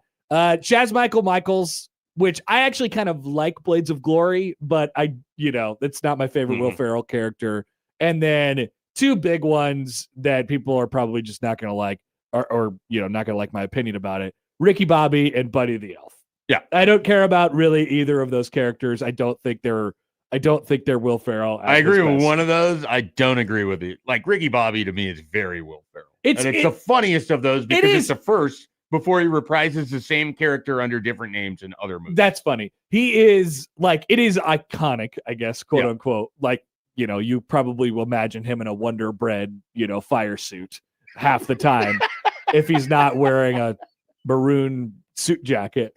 That's pretty much how you imagine Will Ferrell. Like that's the image of him. It is interesting. For as much as I like Ricky Bobby, John C. Reilly does to Will Ferrell in that movie what Will Ferrell does when he's stealing all the scenes. Like John C. Reilly is the funniest part of that movie. Agreed. So I think it's understandable why you would have him down. My third one, I forget what I sent Joey the name of it. I struggled with the tier names. Notables is basically where I put. Here's a movie that I like that I guarantee you don't. Stranger Than Fiction. Never saw it. Yeah. Harold Crick. Don't care to watch so it. that's the first one in here. President Business. I really like the Lego movie. He was hilarious. I didn't include that character on this list, but I have a similar character later on when we discuss a different tier. The perpetually underrated, almost to the point where it's now overrated because everyone calls it underrated, but I'm still going to call it underrated. The other guys, you mentioned them, Detective Alan Gamble. You're right. It is too commonly called underrated now because everybody likes it, but they assume anymore. that nobody likes it as much as they do. I agree. And it's just, I guess what it amounts to is just a straight up awesome movie, like hilarious movie now. Brennan Huff. I'm glad everybody loves it. And then here's I don't know if you saw this. I included this one. I like the movie. It's been a while since I've seen it. I had to think about it, but Cam Brady from The Campaign. I did see that movie. I didn't include that character on this list. So it's just, it's enjoyable. It's a funny movie. So he's the last one on that. And then I have one final tier. I'll finish up here. Good. Never Need to See Again. We have Jackie Moon. Wow, you hate. In which I've largely McMastered that movie. Like I don't think I've sat down and watched the entire thing straight through. But I've seen enough of it to basically just be out. Wow. I think it's for the same reason the next name comes up. It's basically just reprising the Will Ferrell in a sports thing. Yeah. And I just don't like the Chaz Michaels. Don't care. And then Buddy. We completely agree on Elf. Yeah.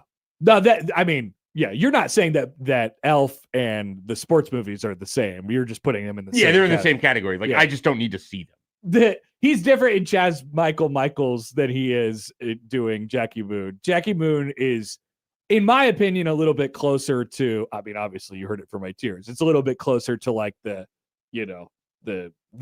big ones Sure. than it is anything else, because I think he's so much like Ron Burgundy. I mean, just so over the top and ridiculous in those movies. Yeah. He's singing, he's doing all these different things, he's fighting bears, and then there's basketball. And then Woody Harrelson is great in that movie. Yeah. Maybe I need to un-McMaster it, give it another chance, but I don't know. I think I'm good. I always forget the name. Maura Tierney is in that movie, and she is also very good in that. Like that's just a good movie for me. Okay, so let me finish this out. I got 3 tiers left. This tier is called completely ridiculous characters, parentheses, funny. Frank the Tank, Mugatu, Chaz Reinhold, which is the So this is the scene stealing for tier for me. Basically. Correct. He's Wedding Crashers. From Wedding Crashers, who says Mom Meatloaf. You didn't include this one. I'll throw this in here. From Austin Powers, the Mustafa guy who just thought about it. They try to keep killing him and he doesn't die. Yeah, that's a good one. They kill him in like these ridiculous ways, and he just how are you still alive? I thought that was pretty good. And then Ashley Schaefer from Ashley Schaefer BMW from that was so good. Eastbound and Down. Mini SNL bonus tier. Okay. Mini SNL bonus tier. I'm just going to rip off a bunch of them. Let's see what you like. Hot Tub with Rachel Dratch, Alex Trebek, The Devil, and the one that I always talk about with Garth Brooks, which is one of my favorites of all time. George W. Bush, James Lipton, Harry Carey, and then guy who is in the backyard and yells, "Get off the shed." Yeah, those are all you could do the best out of that is Trebek. Like it's that's the best of it. But is the best part of the Celebrity Jeopardy ones, like, is it him or is it him? Is it Daryl Hammond saying "suck it, Trebek"? Well, it's the reason that it works is that Will Ferrell is being the straight guy in this sketch for once. Yep. And everyone else is getting to do be Will Ferrell effectively back to him. Yep. That's why I love it so much. It's pretty It's great. a reversal of what you know. And then don't mind that he showed up in these things, but was largely unnecessary and unmemorable. I have 2. What a tier name. I have 2. D'Angelo Vickers in The Office, and I left that one off. The Mattel CEO in Barbie. Oh, I forgot about that. Yeah. He had a couple lines in there. I'm like, whoa, why is Will Ferrell here? And then he never really showed up again until the very end. He had one more line. He screamed something when she left the conference room. Yes, and I can't remember what he said. Yeah. But yes, that was the idea. Those are our tiers. Yeah, that was fun. We have some suggestions for some other ones that we could get to when we return here. But we continue on. Like I said, want to hear from you guys. 402-951-1620, and we'll get to the headlines right after this on 1620 The Zone.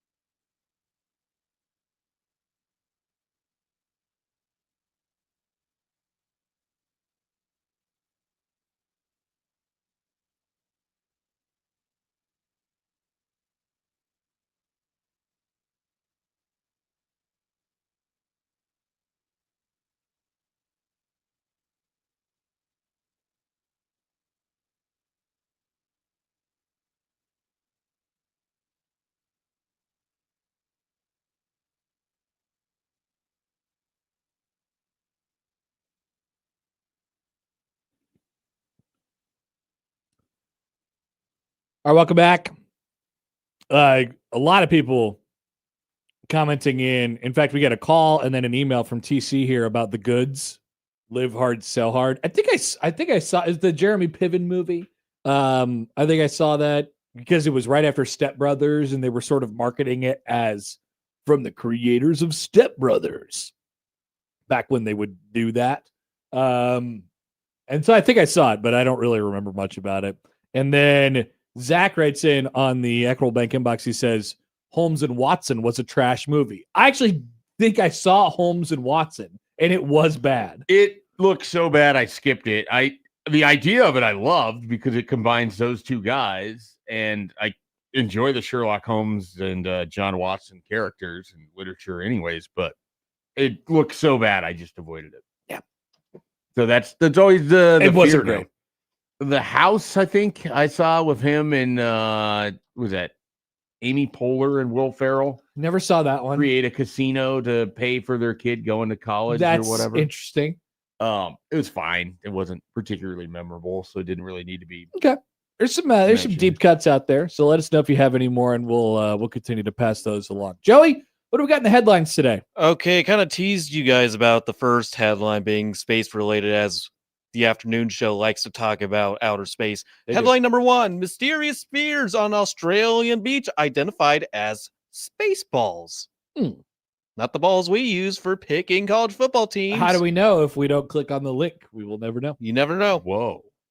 Is Hey. it possible that they also got a lottery machine in Australia? It's possible. We probably need to borrow it because it's probably bigger than what we got. Definitely. What else do we have? Headline number 2: $3 Goodwill jacket now expected to sell up for $250,000. I'm actually more interested in that one. Yeah, Than the the jacket for Spaceballs. sure. I want to know what the jacket looks like. I want to know why it was $3. I want to know why someone got rid of it. I I want want to to know know. if I would have paid $3 for it. That's funny that your brain went there, because my brain immediately went to how in the world does this piece of garbage cost $250,000? All right, here we go. Hillsboro, Oregon, a thrift store find could now sell for hundreds of thousands of dollars. A routine treasure hunt at Goldsboro Goodwill in January has turned into a find of a lifetime for 19-year-old Quinn Brown. The Portland resident said he discovered a Los Angeles Lakers warm-up jacket that has since been authenticated as worn by NBA legend Wilt Chamberlain. Oh, man. Brown said he spotted the gold and purple Lakers jacket in someone else's hands, but when that person put it down, he quickly picked it up. He just threw it in front of me, and I immediately grabbed it, Brown said, for just $3.07. The jacket was his. Brown said he had an inkling that the jacket may be the real deal. So he posted a photo of it on Instagram where it caught the attention of the Sotheby's, one of the world's largest auction houses. Before long, the jacket was on its way to New York, where it's professionally authenticated through SIA Photo Match. They said your jacket has been matched to the 1972 NBA Finals. Wow. I knew the NBA Finals jersey sold for $4.9 million, and that's the jersey he wore under the jacket that I now have, my jacket. According to Sotheby's, the jacket was also photo matched to images of Chamberlain wearing it during the 72-73 NBA season, his final season in the league. The jacket is up for auction at an estimated value of $150,000 to $250,000. Quinn's story is the perfect example of how hunting for treasures at Goodwill is thrilling and, in this instance, just magical. Haley Platt, the public relations manager for Goodwill, said, "Please come to Goodwill. You could find Magical. It's magical. You could find a Wilt Chamberlain jersey." Brown says he spends 15 to 20 hours a week digging through Goodwills in search of the next hidden gem. Okay, that doesn't seem very lucrative, but at the same time, he might make $200,000 on this. So I guess I'm the big idiot. I got lucky with my Wilt Chamberlain jacket. It's an amazing feeling to find something like this. I was just doing this because I enjoy it. I never expected anything like that. Bidding is now open for the jacket, and it is open through July 20th if anybody is interested. I'm a Lakers fan. I have a Wilt Chamberlain book on my dresser and a Wilt Chamberlain card that was a gift from my friend, and I'm hoping to find some vintage Wilt Chamberlain shirts to wear. That's what he's going to buy with the proceeds from his Wilt Chamberlain warm-up jacket. That's sort of an odd thing. Yeah, I don't If you even love know. Wilt Chamberlain so much, just keep it. Yeah, Weirdo. it would be very hard to keep something that I know that I could get potentially 6 figures for. But then he's gonna buy more Wilt Chamberlain stuff with for his. probably like $35. Okay, So he'd still have potentially 6. so he's got a bunch of Wilt Chamberlain stuff and $200,000. I guess that's the best of both worlds. Try to sell it to the Lakers and they can put it in their like display case or something, and he'd get some courtside tickets. They probably would pay a lot less for what No doubt. he could get out. The problem is that people now go to Goodwill. I mean, there's a lot of people who just go to Goodwill because they like quote unquote thrifting, meaning they just like buying clothes from like used clothes. And then there's a lot of people who go to Goodwill who are hunting for crap like this. Yeah. And they're never going to find it. Unless you are this guy. Unfortunately, my mom's that kind of a person. When she's I wish her good luck. She like bargain hunting, or is she like hunting to then just- resell it? She's looking for something that's going to just something unique you could add to your okay. to your home. We would go to Goodwill like ahead of theme parties in college I mean, to find stuff to wear. Definitely. Some of the And then most you could go sell it back. But I just like it can't be there can't be a whole lot of stories of people who made a bunch of money off this. some of the most Although, underrated stuff you get out of that is glassware. Black Cat said, I got a Mitchell and Ness Len buy a Celtics jersey for $3 that I flipped for $400. Oh, wow. That's pretty good. That's about as good as you could expect to do, to be Yeah. honest. Especially. All right, quick timeout. We'll be back right after this on 1620 The Zone.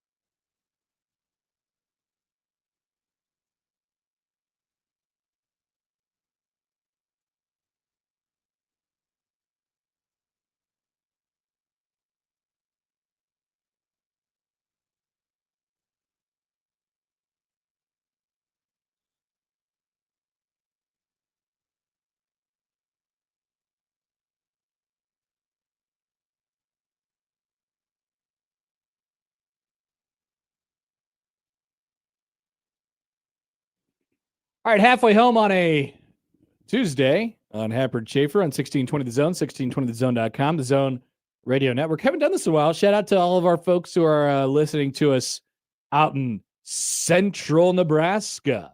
What up, central Nebraska? Good morning, Grand Island, Hastings, Kearney, the surrounding areas. I don't know how far the signal goes, but I'm sure you could hear us for miles and miles. I know we've gotten messages from people like, I'm on my way to St. Paul. I hear you loud and clear. So you're going north there at that point to central Nebraska. Wow. Okay. I mean, that must be pretty good then. Yeah. So the signal is reaching out. It's certainly not ours. Certainly not 1620 ain't getting to a.m. St. Paul. No, I don't think so. No. So yes, we are back, and God, I got to make my way to central Nebraska at some point soon. Yeah, we talked about it. We want to do it. I keep pushing the Highland Oasis, doing a show from there. I've never been as many times as I've gone by the sign and next. I know the sign 3 whatever, but I wonder if it's changed at all. It has changed. They've done different versions of it over the years, but there's a big giant sign, and it's very enticing. I was talking more the park. Oh. Look at this giant water slide. That's a pretty big water slide. I'd have a difficult time climbing up the tower of that water slide. That would be great. But I would like to go down the slide. Yes. I would like to see you go down the slide. By the way, over at Wimbledon, my favorite tennis player somehow scraped by and won the first set in very close manner. Look at that. He does it again. Yannick Sinner is up a set on the other guy from Germany this morning. So he's up on Struff. He'll probably go 5 sets and somehow win again and then win the Wimbledon final, and everyone will say he's great. But I will see that he's it's like a college football team at the end of the season. They win. Potential man of the weekend candidate for Connor Happer. I don't think so. It's like a college football team that at the end of the season went like 10-2, but their turnover margin was like plus 48 or something like that. You're like, I don't know. This seems lucky. You got to be good, but you got to be a little bit lucky as well. He's winning all the right points anyway. This week's half-off zone deal is to Timber Creek Pizza Pub and Grill, by the way. $50 in vouchers for just $25 on Sportsline Conduct. Also has your opportunity to win for free this week, so listen to their show. Zone deal goes on sale Friday at 9 at 1620thezone.com. I have something for this show. Admittedly, it is unsports related, but also admittedly, it is July 7th. So I believe this gives us the freedom and the permit to talk about whatever we'd like, even though we do that anyway. So there's this guy on Twitter who's been going on this rant for a while now. His name is Mike Diplocker.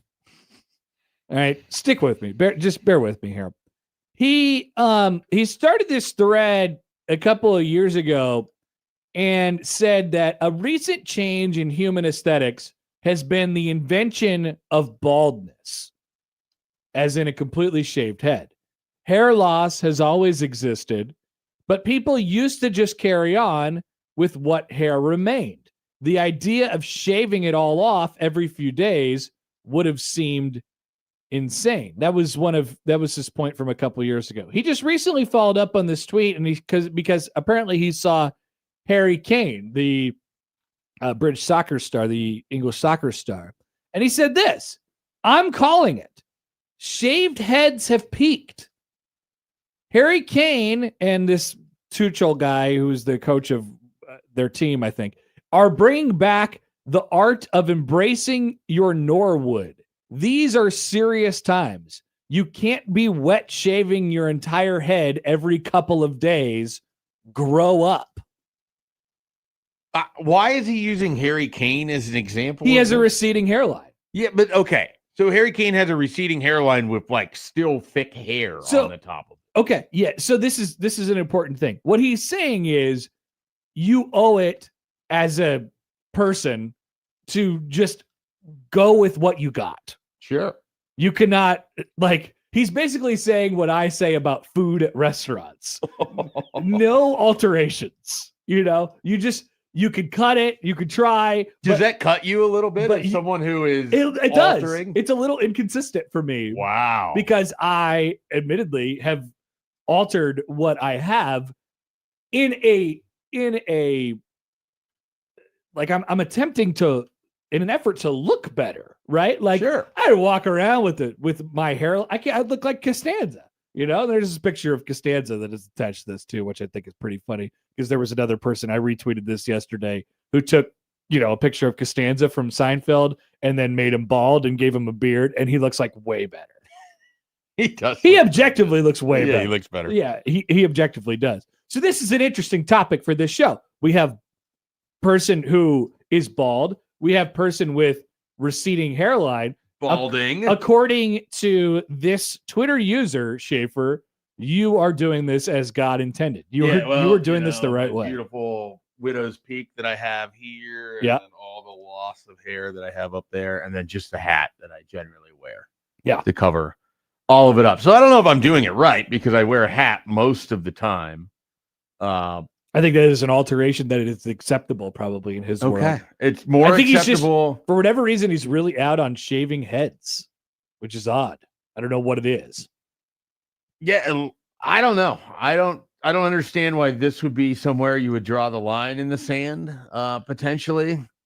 The examples that are cited, the photos that are used are not exactly, they're not exactly ones that sell me on the idea that it looks better embracing anything. So he went on this huge, tweet spree a couple of years ago. About the invention of baldness and using baldness to your example.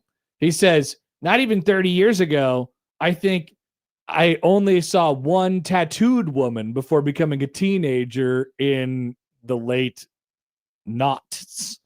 Simply wasn't a thing. In my hometown today, I wouldn't bet against the majority of young women having tattoos, the biggest change in Britain's aesthetic during my lifetime.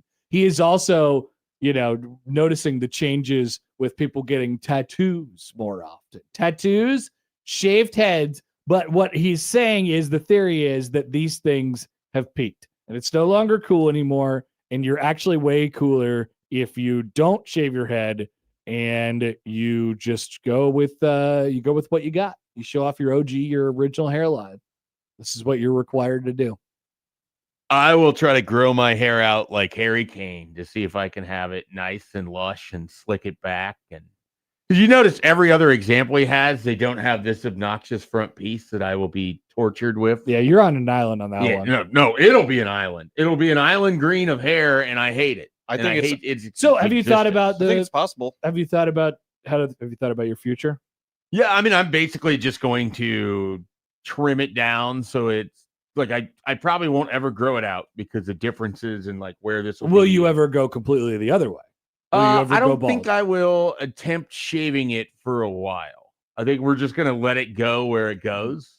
To be clear, I don't like this, but it's my best option. Yeah, well, it's by far my best option. I don't have a good option. Yes, you do. You could join me. I can't. I have too many moles on the top of my head. Okay. Shaving it is going to be problematic. I guess I have to have multiple of them removed every year. I didn't know that. I didn't know that I didn't have moles before I shaved my head, though. So there you go. I just got lucky, I suppose. I would much rather have that as an option. But yeah, that's why this stupid patch is going to be torturing me forever. Mike writes in. He says, "Hear me out. Do whatever is comfortable for you. And head shaving is what is comfortable for me." Yeah, I agree. And that's what I'm doing. But apparently the societal norms are now telling us that the tides are turning and shaving your head has peaked. What happens when the rise of the tattoo and the rise of the head shaving merge into shaving your head and tattooing on hair? That can't. I mean, I think his point is we're already there. Saying that's the next evolution for all of it. I have seen some dudes with head tattoos.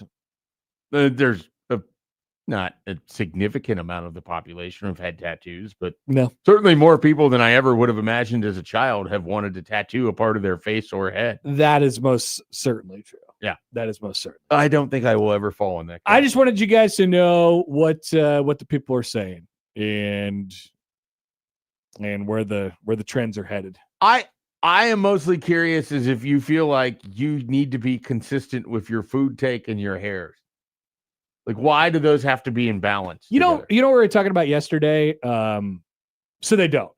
My answer to that question is that they don't, because one of the things we said yesterday regarding the red card and all those different things, corruption is only bad if I'm not involved. I wholeheartedly believe this. You want it like I see this when people leave for jobs and stuff like that, and reporters will call them and they'll say, "Hey, can you get a comment? Can I get a comment here? Like, please, like, why did you leave? Mhm. Why did you leave Georgia to go to Ole Miss, or why did you leave LSU to go to where? Why did you do this?" I so badly want the response to be, because I think this person would immediately become the coolest person ever if that person just said, "Because I wanted to." Why do I need to explain this crap to you? I wanted to. There's a lot of great things about where I was. There's a lot of great things about where I'm going. I wanted to. I felt like it. And then just hang up the phone. So that comes back to my answer on this question.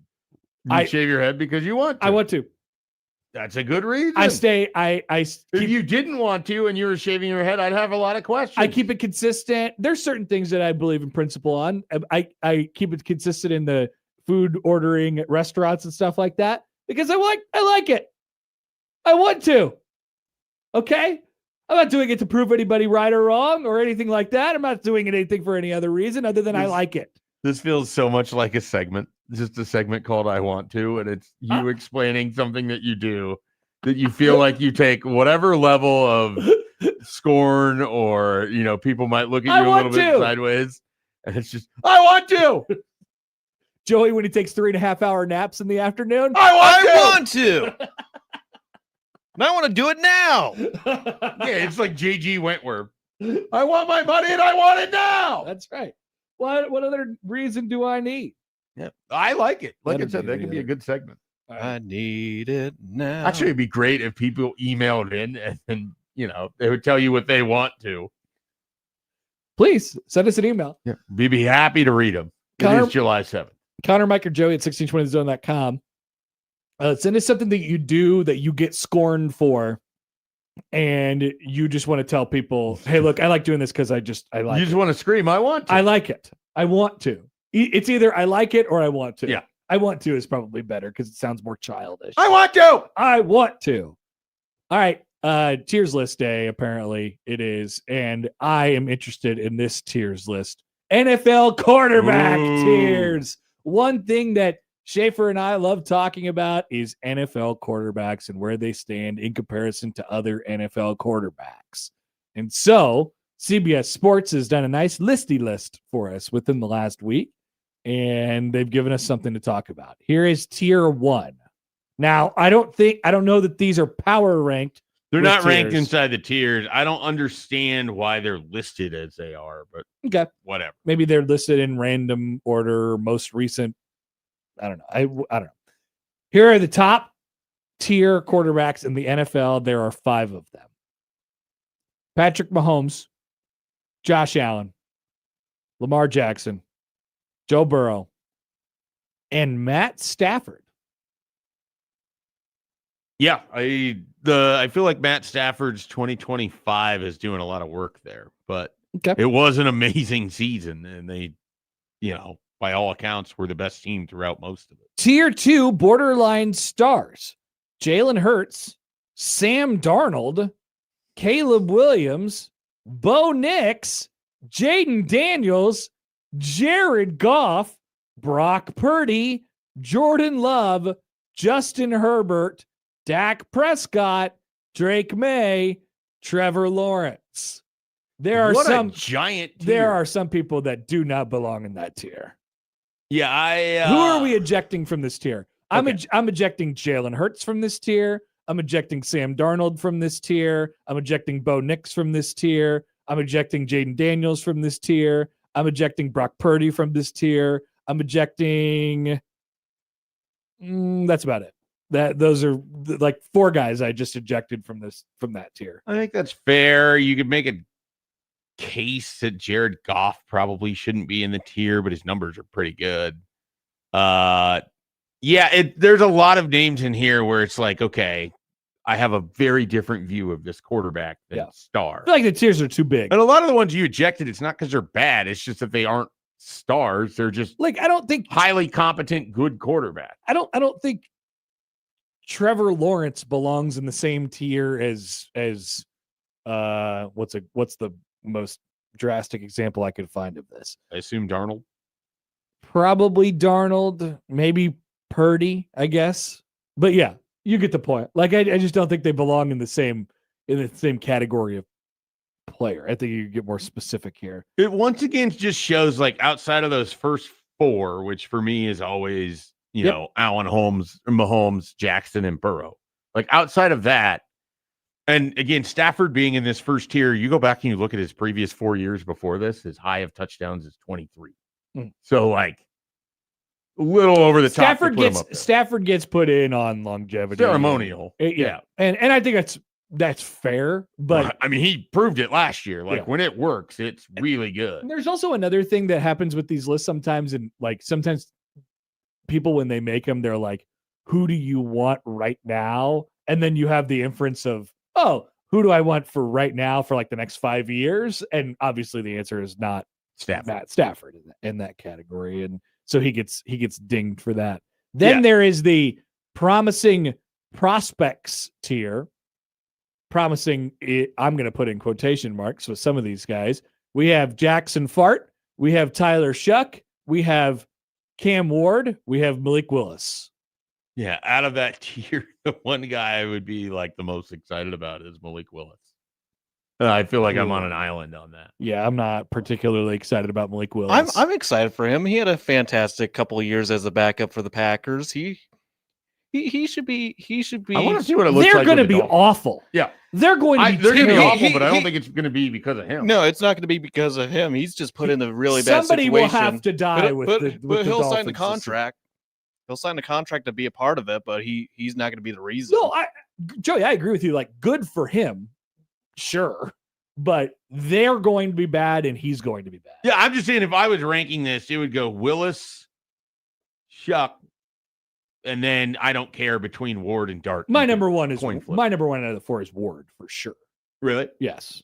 I think the Titans are going to be equally. They're going to be bad. Which makes me feel for him because I don't think he again will be the reason that they're bad. It's the Titans. I like the moxie of Jackson Dart. That's as good as I could say about him. Go Moxie. Go Team Moxie. I just hope he can sustain, a being alive game season playing like an idiot. He is running around like crazy. The talent is much better than I would have guessed, but we have volatile veterans such as Aaron Rodgers, Daniel Jones, Baker Mayfield, CJ Stroud, and Bryce Young. Once again, not these are people who do not belong in the same tier. This is a bad tier list. I agree. We've just decided this now. These people do not belong in the same realm. They're just making random groupings.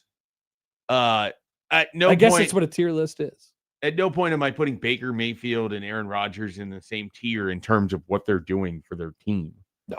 Like I get that the numbers probably look somewhat similar, but Baker running all over the place to keep a play alive to convert a fourth down, Aaron Rodgers barely being able to move in the pocket to avoid the pass rush. They're not the same. A one-man tier of Fernando Mendoza called Prized Project. He's in it by himself. And then tier 6 is holdovers and placeholders. Kyler Murray, Deshaun Watson, Kirk Cousins, Geno Smith, Tua, and Jacoby Brissett. JJ McCarthy did not make the list. Perfectly acceptable.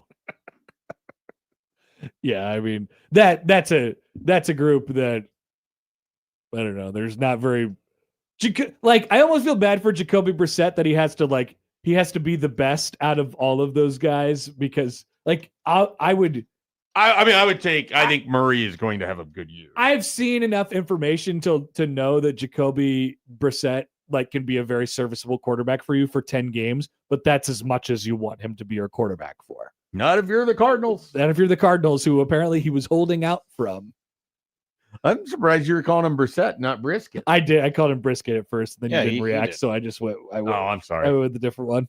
I that time. apologize. Nobody thinks it's funny anymore. What a terrible tier list. Bad list. Terrible. Bad list. Who are we yelling at for this? Yeah. Brian Diardo. I don't even know who you are, Brian Diardo, but this is bad. Yeah. You Not should a good. feel bad. Not a good list. Okay. Can we go back to the top one for 1 second here? So Mahomes has the only question he has to answer is he healthy? Right.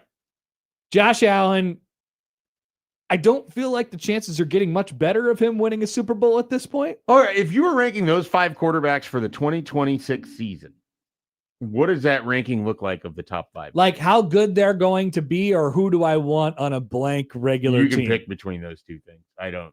To me, it's almost a similar sort of conversation, but my rankings don't really change that much with it. Yeah. Like I if guess I'm mine looking probably at don't either. 2026 straight, Yep. Like it's Josh Allen 1. Absolutely. I agree. And then the hardest choice for me is between Lamar Jackson and Matthew Stafford at 2. But I would go Lamar probably at 2, and then Stafford 3. It's hard because Stafford, Burrow, Mahomes. That's the order that I think I would go in. Maybe Burrow over Stafford. The injuries there. Yeah, Mahomes is last. Yeah. I would put Burrow. I would put Burrow up there. I'm going Burrow before Lamar and Okay. potentially Burrow before Stafford. Okay. So that's about where I'm at. But Yeah, if it's I pretty know close. I'm getting 17 games of Joe Burrow, I'm putting him probably 2. But I don't really ever know that. Did he? How long was he? He missed 6 games last year, I think. Well, that's a pretty good year for him. I know. That's the part that's sad. I just want him to be healthy. I don't know. And then he is also recently, God, I mean, he's such an interesting guy because he was so good when they went to the Super Bowl, but that was 5 years ago now. Yeah. 5 years ago, and won all these epic playoff games against these epic quarterbacks and stuff like that. And he's like in the club. Then he's hurt nonstop for 3 straight years, basically.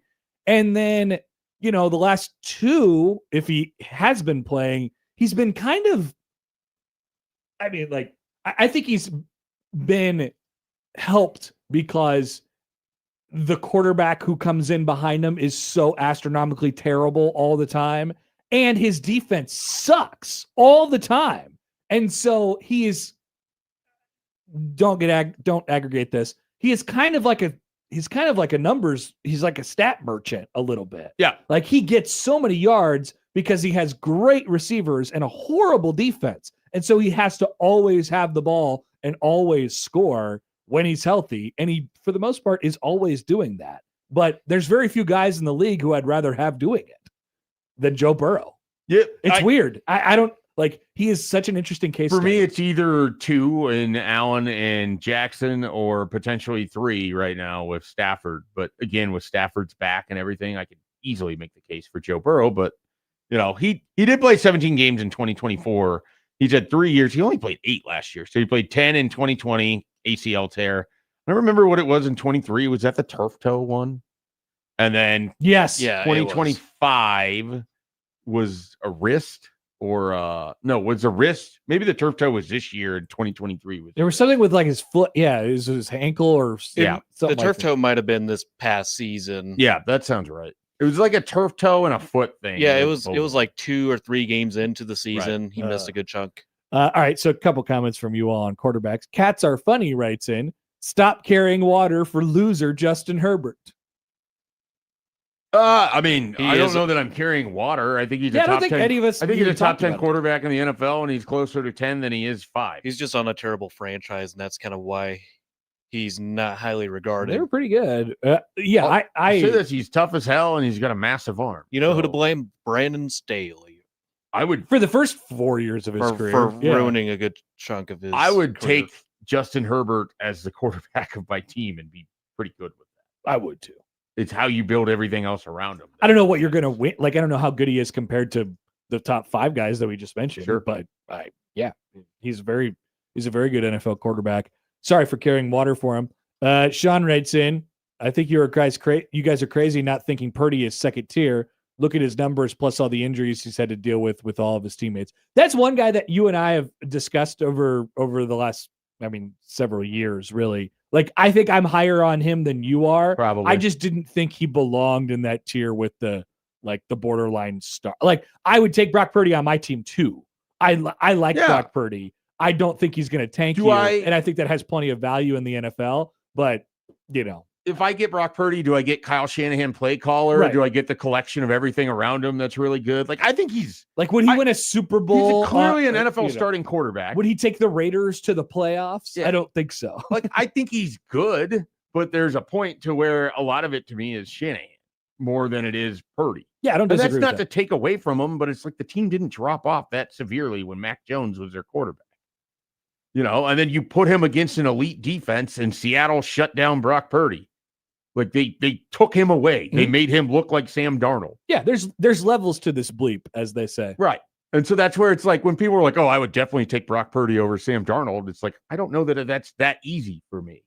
I think Sam Darnold has a much better arm, more arm talent, and they're just as likely to have a massive mistake as we've seen when they played great defense. They do love each making massive mistakes. That is for sure. I know Severe is listening, and I'm going to get some angry texts about Brock Purdy right now. He's team Brock Purdy. Loves Brock Purdy. He makes the right decisions. He does, but he's also like in the most quarterback friendly offense in the NFL. There's no doubt. Has to be a part of this conversation. But I don't know if you can only take so much credit away from him in that regard. Right. I'm just saying, like, if you were pulling him out of that situation, I think he drops off because of it. I agree. So that's all. That's why I call him the chicken of Raising Cane's. Thoughts from you all, 402-951-1620. We'll take a quick break. Don't forget, Jacob Adil will still join the show in the 9 o'clock hour. More to come on Happer and Schaefer on 1620 The Zone.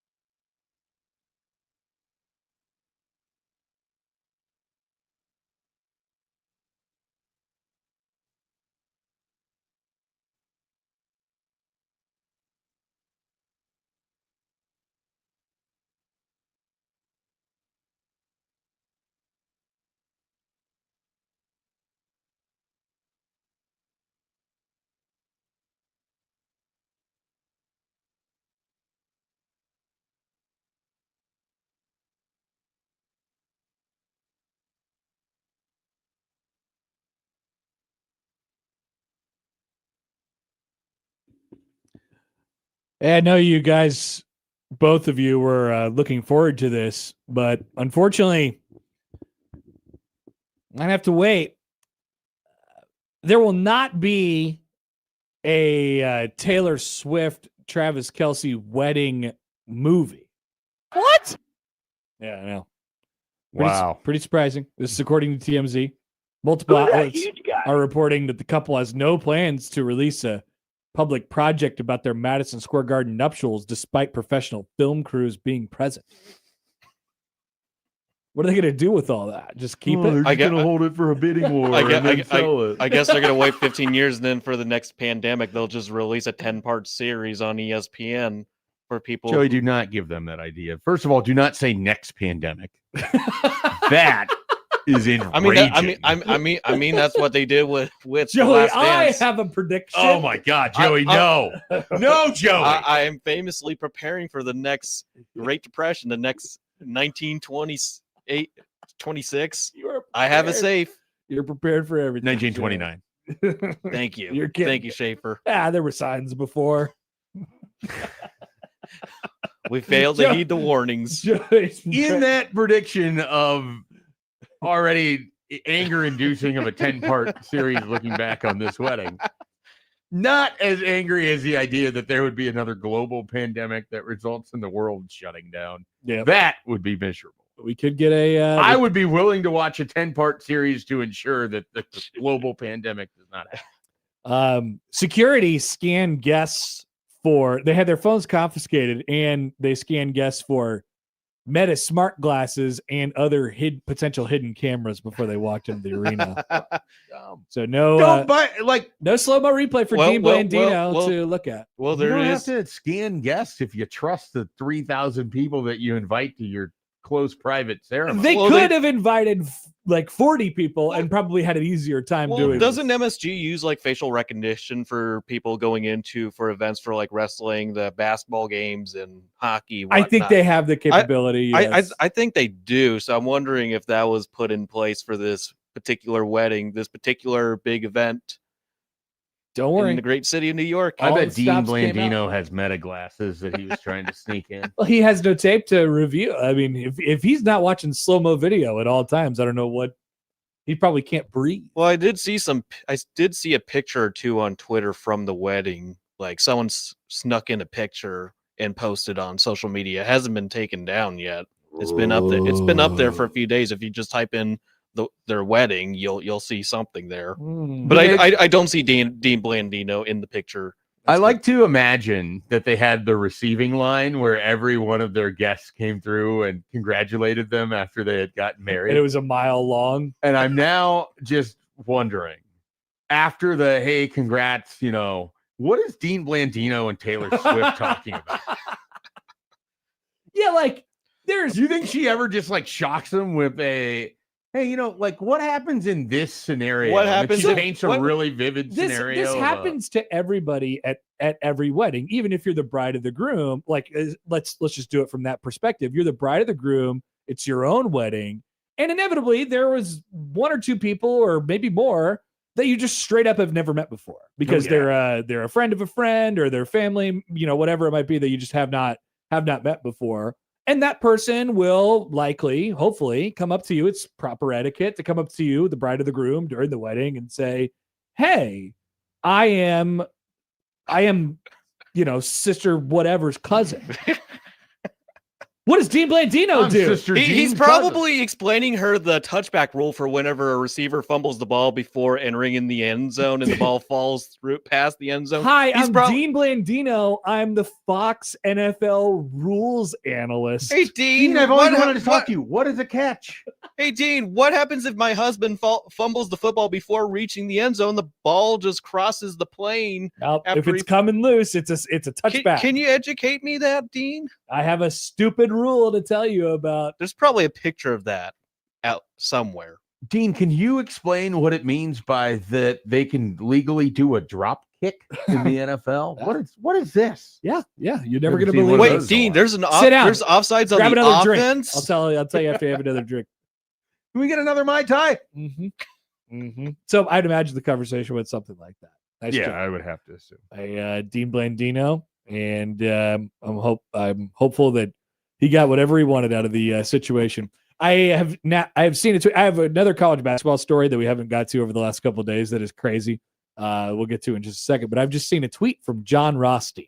It is not regarding the Peronis at Pinnacle Bank. Is it the one during the World Cup? People were wondering what's he going to tweet during that time. He did one about a non-conference game last time. I mean, he did one on that guy from McNeese State that was on Will Wade's crew. That's right. Amir Khan. Yes, Aura. Yeah. Schaefer, you almost certainly don't know about this. The student manager. Yeah. Nice. Yeah. I saw the tweet. Yeah. Okay. I am way over that guy. That guy had 5 minutes, and I was like, all right, I'm annoyed with this guy. I don't really know beyond like the tweet. He was famous because there was a video of him like leading McNeese State out of the locker room with a boombox in his hand. Kind of like what the 49ers do. And then people were like, oh my God. And then he now he's a thing. This is 2 years ago. Yeah. Well, Didn't he stay? Don't pay any attention. Didn't he stay put on McNeese when he went to North Carolina State? Or did he follow Will Wade to North Carolina State? I don't think he went to NC State with Will Wade. Okay, but he is joining him at LSU. Now he's at LSU. Thank you, John, for tweeting that during the atrocity in Seattle. We have a much more pertinent John Rothstein tweet 5 minutes ago. Creighton's Jackson McAndrew has been fully cleared for all basketball-related activities, per Alan Huss. hooray! He just did a Connor Essegian one the other day. He did? Yeah. Has he been cleared for all basketball-related Believe so. activities? Yeah. Exciting. So Connor Essegian, not just making TikToks, maybe making threes. Is he Good luck with that, Dan. make TikToks and threes? Probably gonna make more TikToks than threes. Damn. I genuinely, Yeah. not that we're hey, gonna spend a lot of time on this, but I genuinely have no idea how much playing time Connor Essegian is going to get. Yeah, I don't know. Whereas I Jackson McAndrew, the first person that here, like I fully expect he's going to be a starter at Creighton. Well, I mean, more than that, he is a gigantic. I mean, like if he's what he was supposed to be, like as a recruit, Creighton's gonna be pretty good. I like if he's just a guy, then Creighton's not gonna be very good. The Like, majority of the hangs on him. Creighton conversations I ever end up in, because I famously am never starting them, You are are in with some. my in-laws. My father-in-law was very excited for Jackson McAndrew, both last year, the year before that, and thinks really highly of him. I think it's excited to get this year. So if he can like, come back off this injury, and he's been healthy for a while now, but now he's fully ready to go. I mean, this is the biggest guy that Huss retained, right? Absolutely. Yeah. If he could be like a real scorer for them, a guy who gets to the basket instead of just a spot up 3-point shooter like he was 2 years ago in his freshman year, he's bigger. That's a big deal. So I'm sure we'll hear plenty more about that. What is it? Huss So what talks is his today. size now? He's You say 6'10". He's bigger. He's like, I don't know what the weight to go Built along with out that was. now. Yeah, he's He was kind of skinny very skinny when he got here. Yeah. And it basically, what I remember when he was playing 2 years ago is, as you described it, he'd be in the corner and you'd find him in the corner to shoot threes. 100%. Yeah, and he was a pretty inconsistent shooter in his freshman year, but Can he handle? he at the very least wanted to shoot it. Mhm. And that's always the sign when you look at a Sure. freshman, you're like, oh, does he actually want the basketball? And the answer for him was yes. Like Joe McRae. I think he'll be better than Joe McRae, but I don't know. Like, Well, freshman Joe McRae was freshman pretty good. Joe McRae was pretty Sophomore sweet. Joe McRae, not so much. Well, he Then got a there lot- was no other version of Joe McRae. He got a lot bigger. I hope, Jackson McAndrew. I hope that Jackson McAndrew did not get bigger the way that Joe McRae got big. I also hope that. I don't even think it's physically possible for Jackson to do that, but just because of how tall he is, I don't know. I've never seen that large of a person that fat, but I don't know. Anyway, we'll hear more from Huss today, and Jacob will join us in just a couple minutes. But a big deal there, and a big deal for your TikTok algorithm. That's Potentially, yeah. yeah, potentially for Connor Essegian. All right, quick break. Back after this on 1620 The Zone. You were talking about the student manager thing, and it made me remember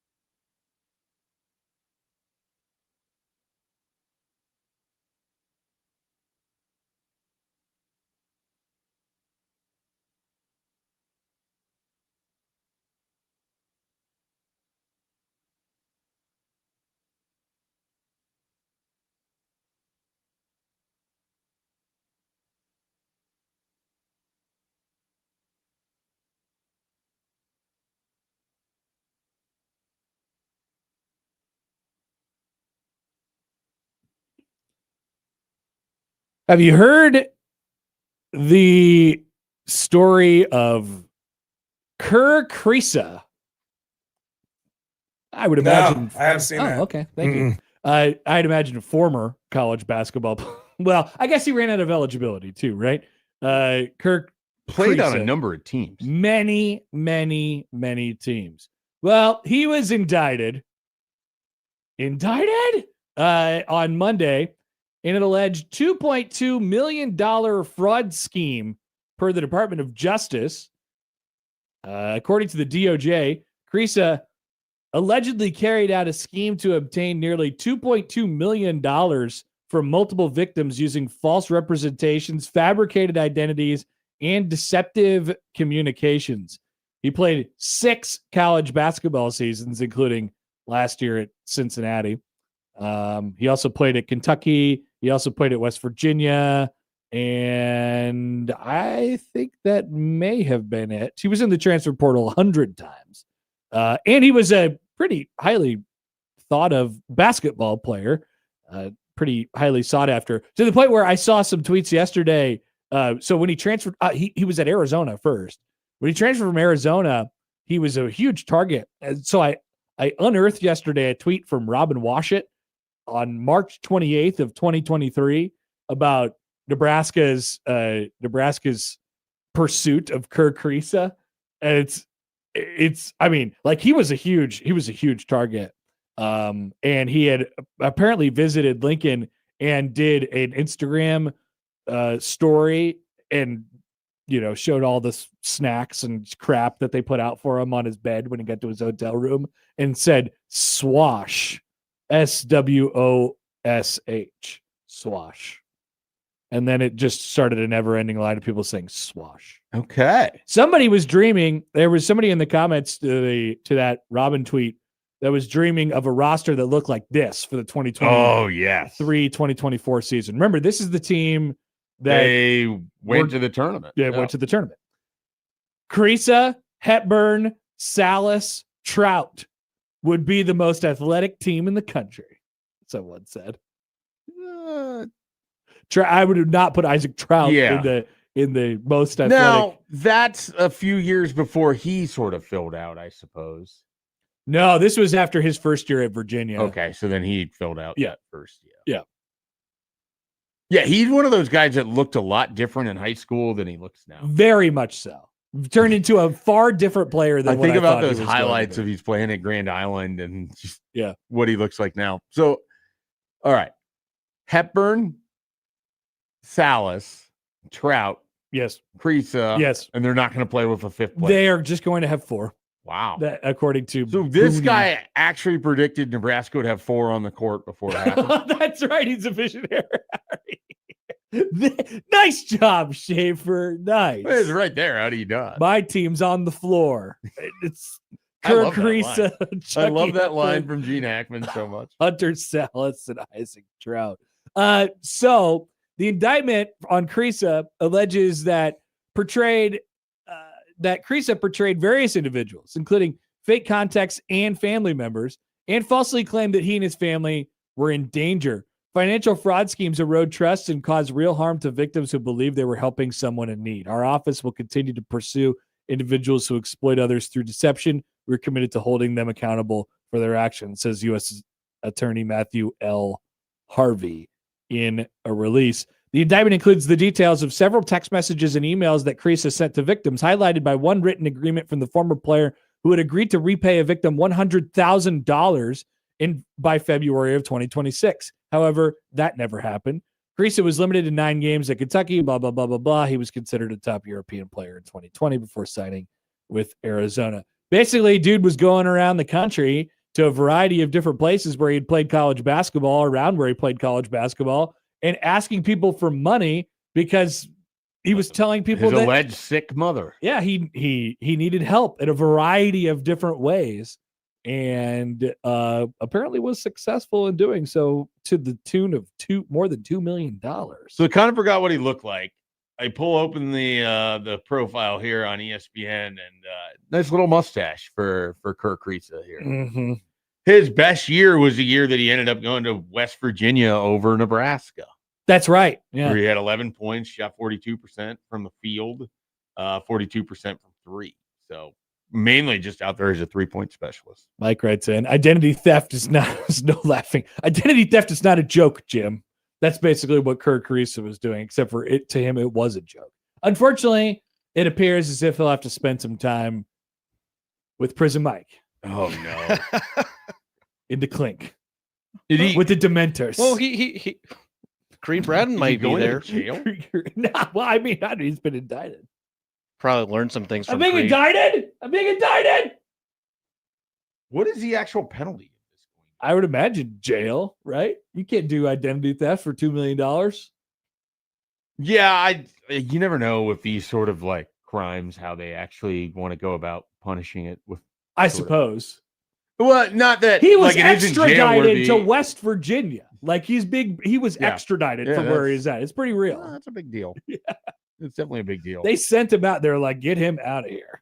I don't even know where he was. He was in Cincinnati or something like that. I don't know. Get him to West Virginia. Well, now he can be on he can be in the penal leagues playing basketball. Exciting for Kirk Carissa. Never a dull moment in college basketball, ladies and gentlemen, which starts in now 117 days. Oh, we haven't done our 60. yeah, which I guess is just Tom Novak. I think so. That's why I'm pretty sure that's why we didn't. Is there do it. anybody before him? I'm excited to do 59 tomorrow. Okay. I can think of a couple 59s that I'm excited to talk about already. Was Mike Caputo 59?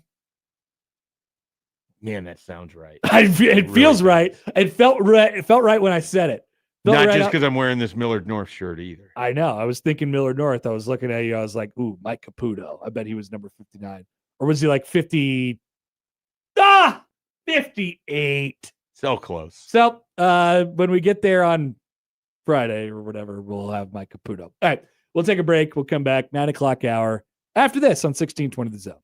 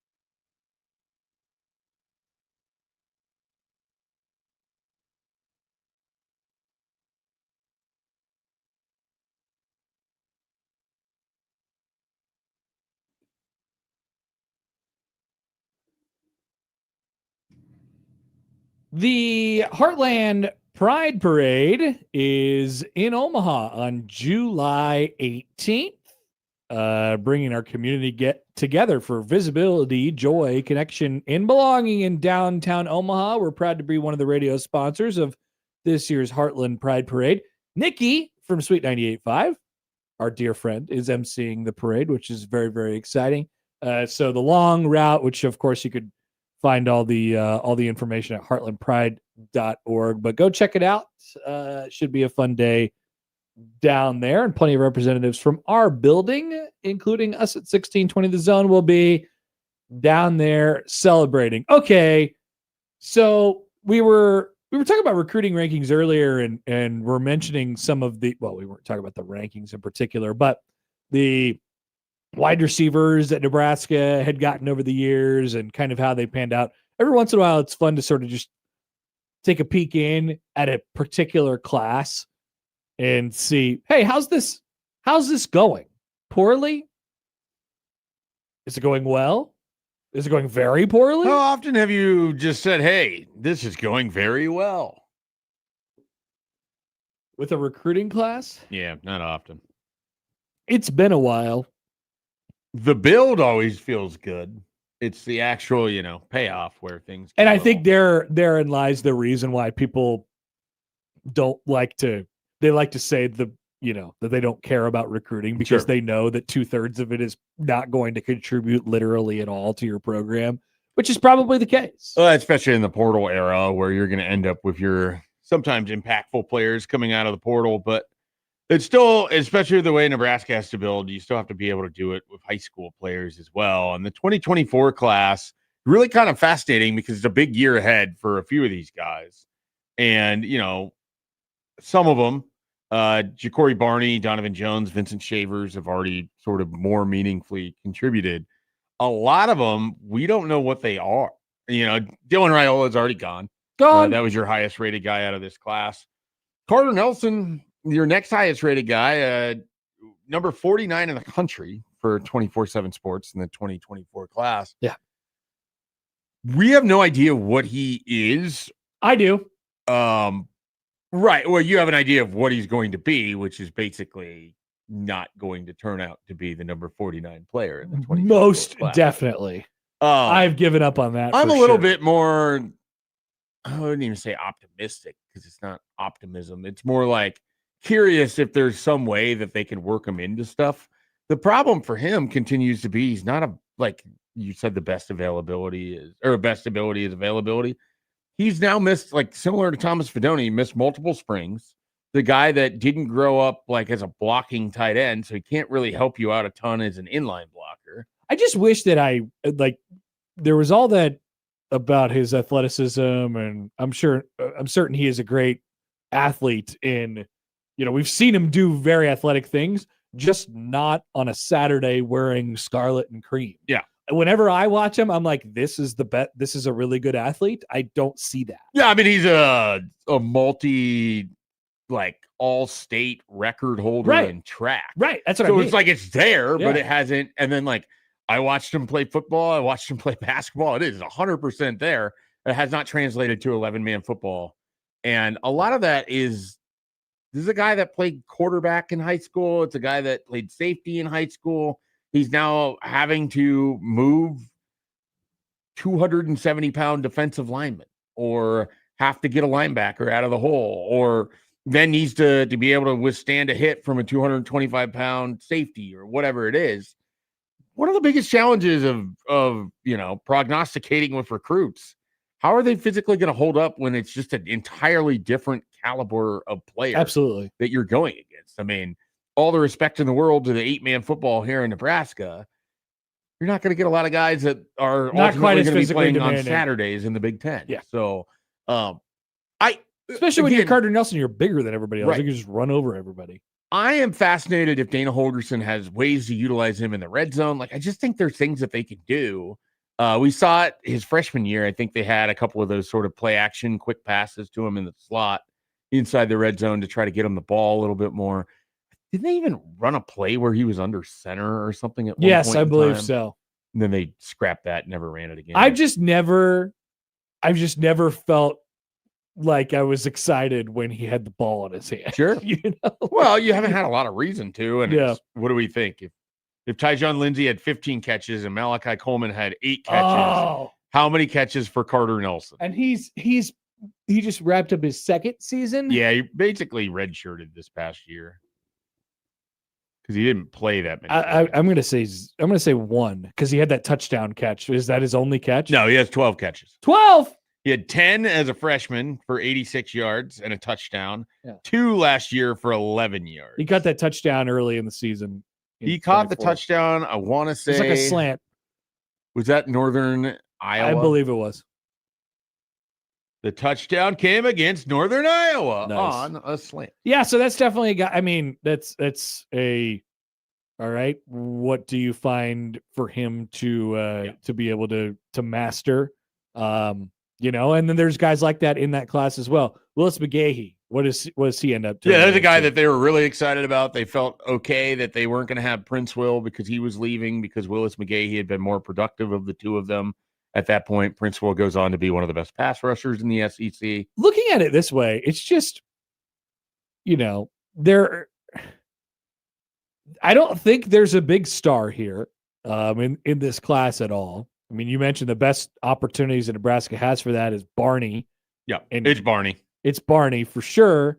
Who Maybe Donovan Jones could grow into being an NFL caliber. I think we've seen enough from Barney at this point to be like, oh, he's not going to be a star. He's an impactful player. Yeah, I think he can be a really good college football player. I don't believe he is destined for stardom or be any sort of guy that people are going to have to be like, whoa. I have a guy who out could for him. potentially, if it all comes together, could be a star.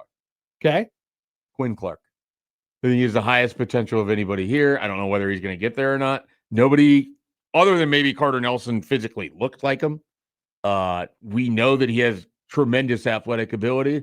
It's the opportunity that comes along with it. Yeah, and on that, maybe this is a separate topic, and it's a study about how to think about things in the new era, especially with 5 for 5 now that, you know, there's no such thing as redshirting anymore.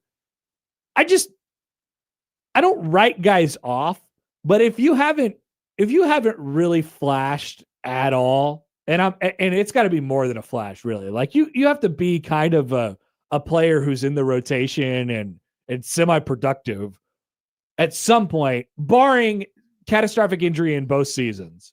Like, you're going to have to be an impactful player at some point in those first 2 seasons to make me think there is anything that's going to happen in the rest of your career.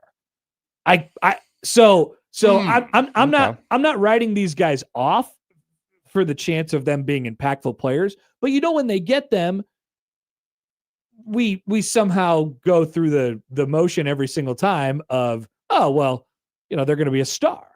This guy's going to be a really, really, really good player for Nebraska, and they'll be this and this and this.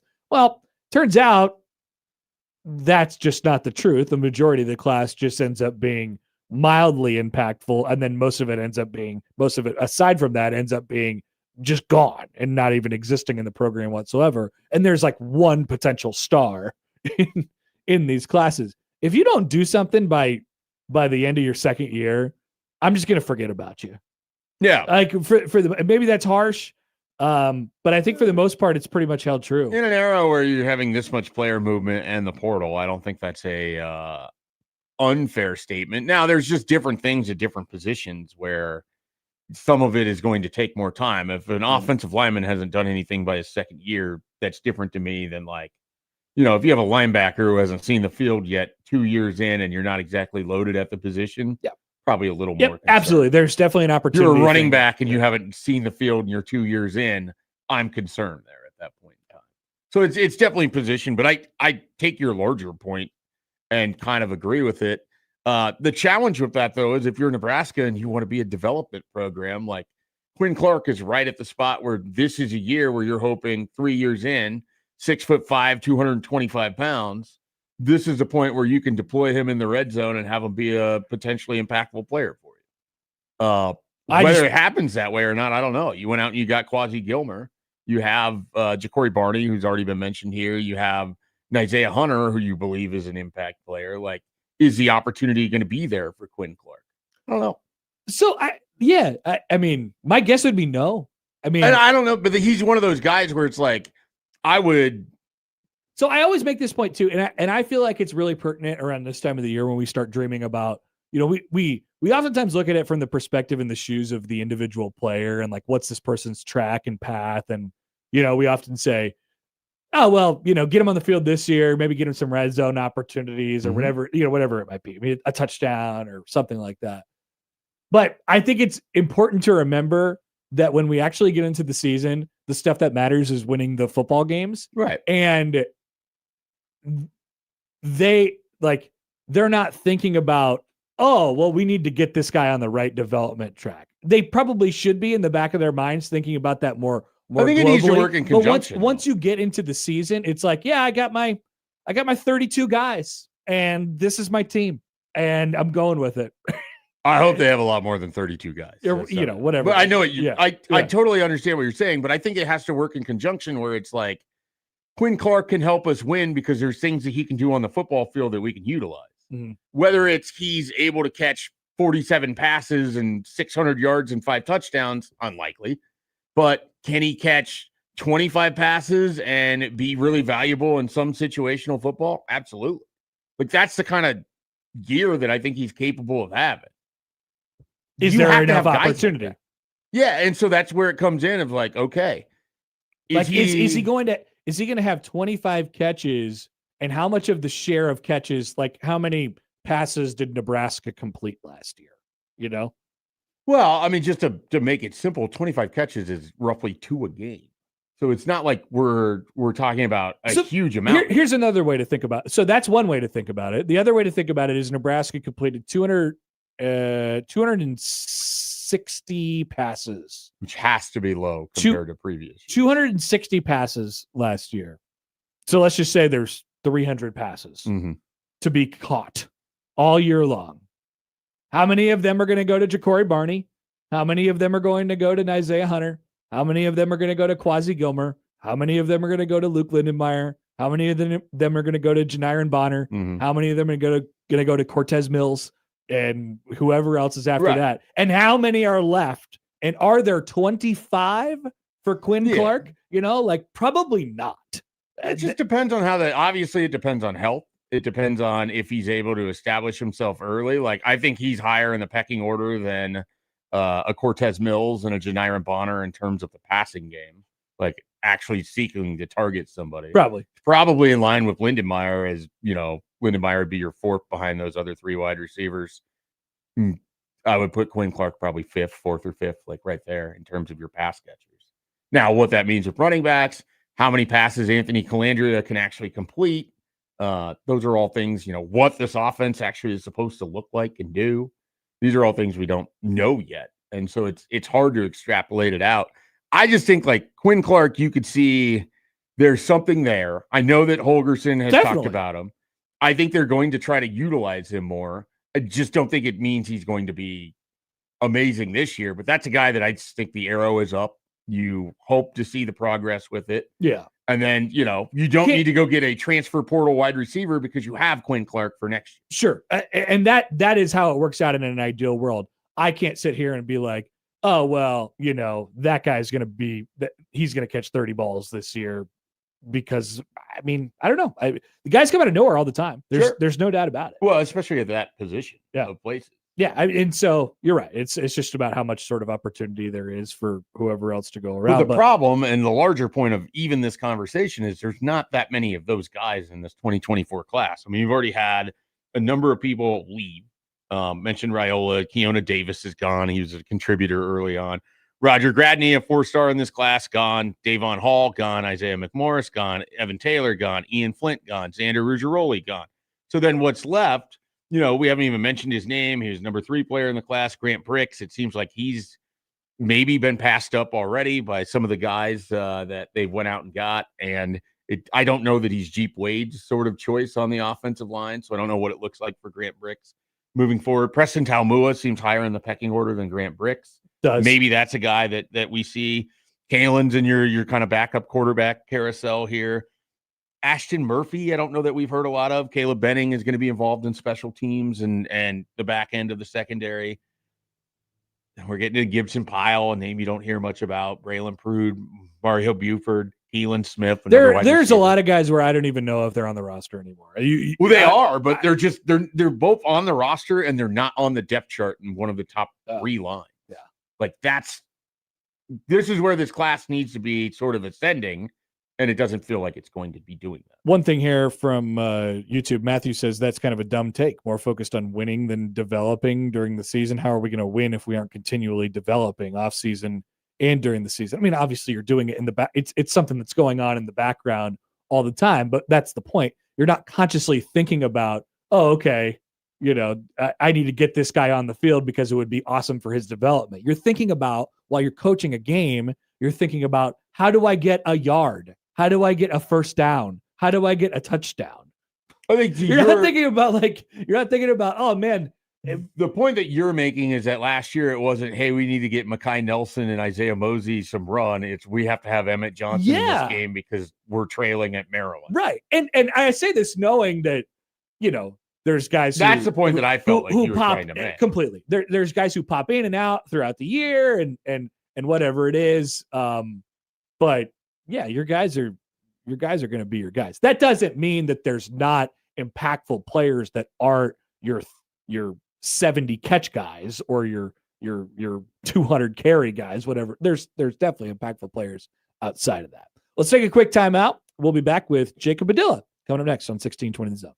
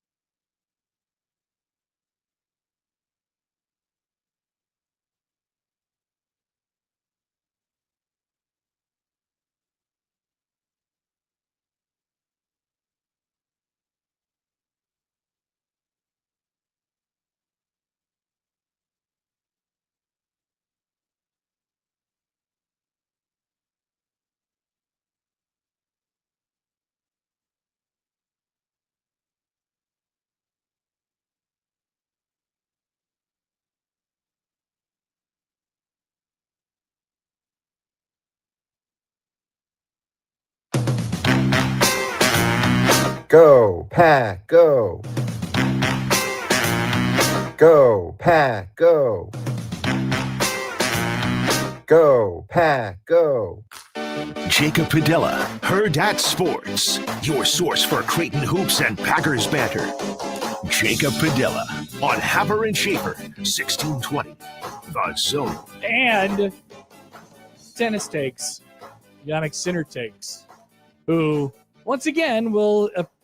It appears that he'll just skate by and somehow get away from another match in Wimbledon where he'll advance against an unranked opponent as he's won 7-5, 7-6, and now is up in the third. We're joined by Jacob Padilla on the Prairie Flower Casino Zone hotline now. Jacob, good morning. How are you? Good morning. I'm watching the other match right now. Yeah, we flipped it over too. We knew how it's going to end. Yeah. Yeah, I got All-American here. Pagula and Goff going at it in the third set. They've already broken like 3-4 times in this one, so it's fun. Very nice rally going on here. Yeah, this is a long one. Like, I haven't been watching this whole thing. I just turned it on not too long ago, but seen some crazy rallies already in like the last 10 minutes.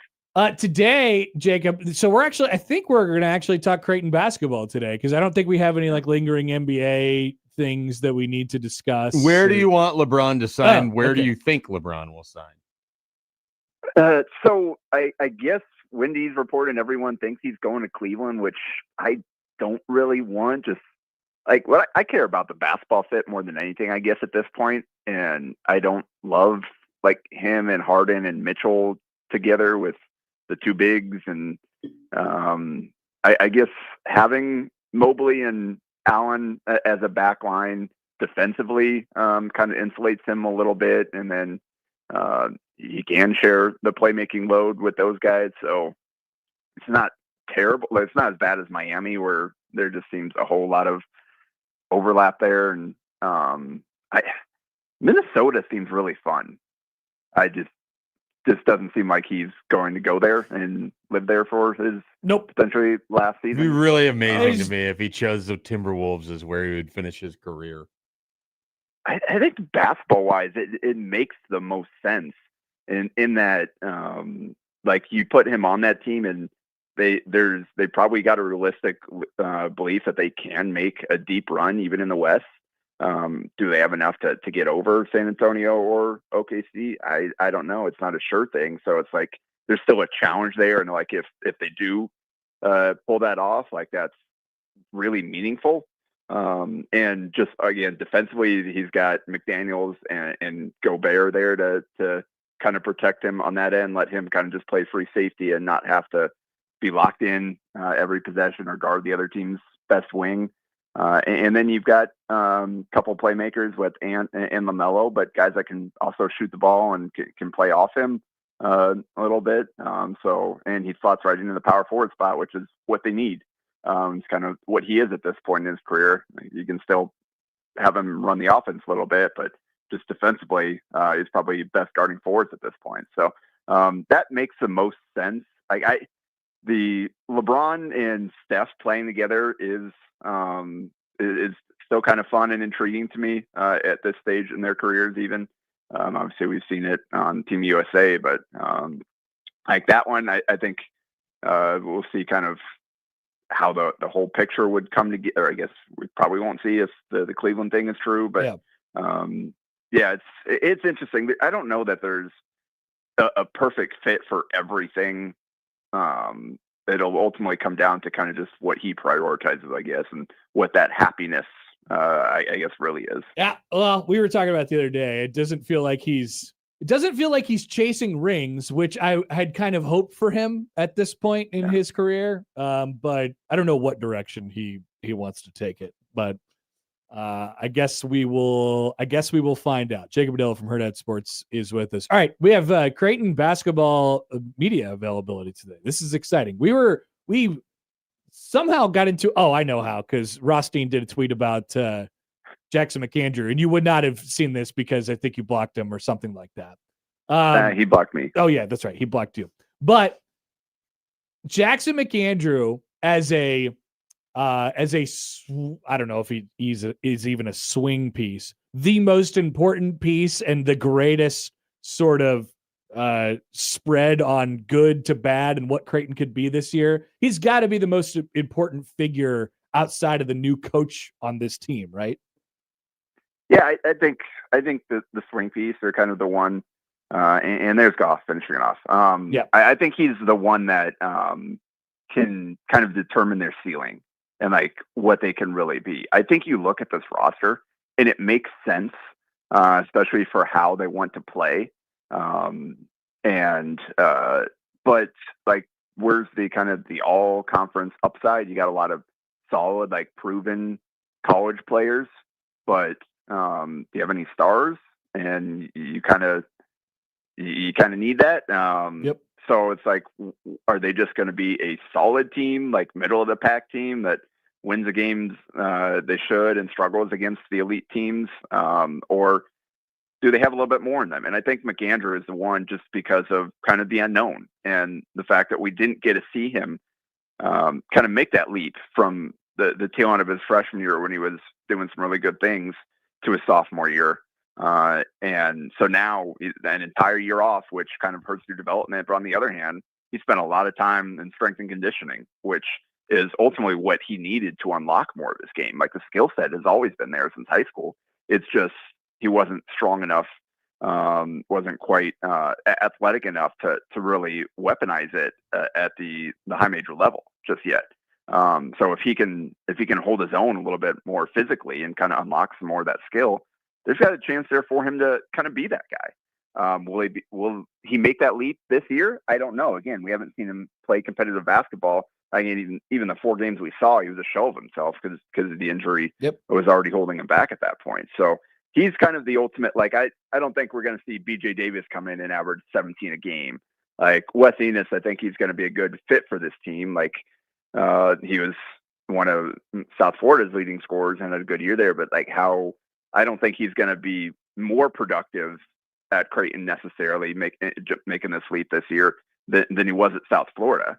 I think we've seen what Oswin Irunze looks like in the Big East, and I think he can be a really impactful piece, but he's not going to give you what Kalkbrenner did at the end. So I think in Jason Green, we saw obviously last year evolve into a really, really good Big East player. But again, that's what he is, a really good Big East kind of a swing piece, more so than a guy that you think is going to go compete for all conference honors. So I don't know if McAndrew can get to that point or get to that level this season, but I think it's certainly within the realm of possibility. And if he does that, and you've got everybody else kind of slide into their spots, then this team has a chance to be even better than maybe than others are projecting them.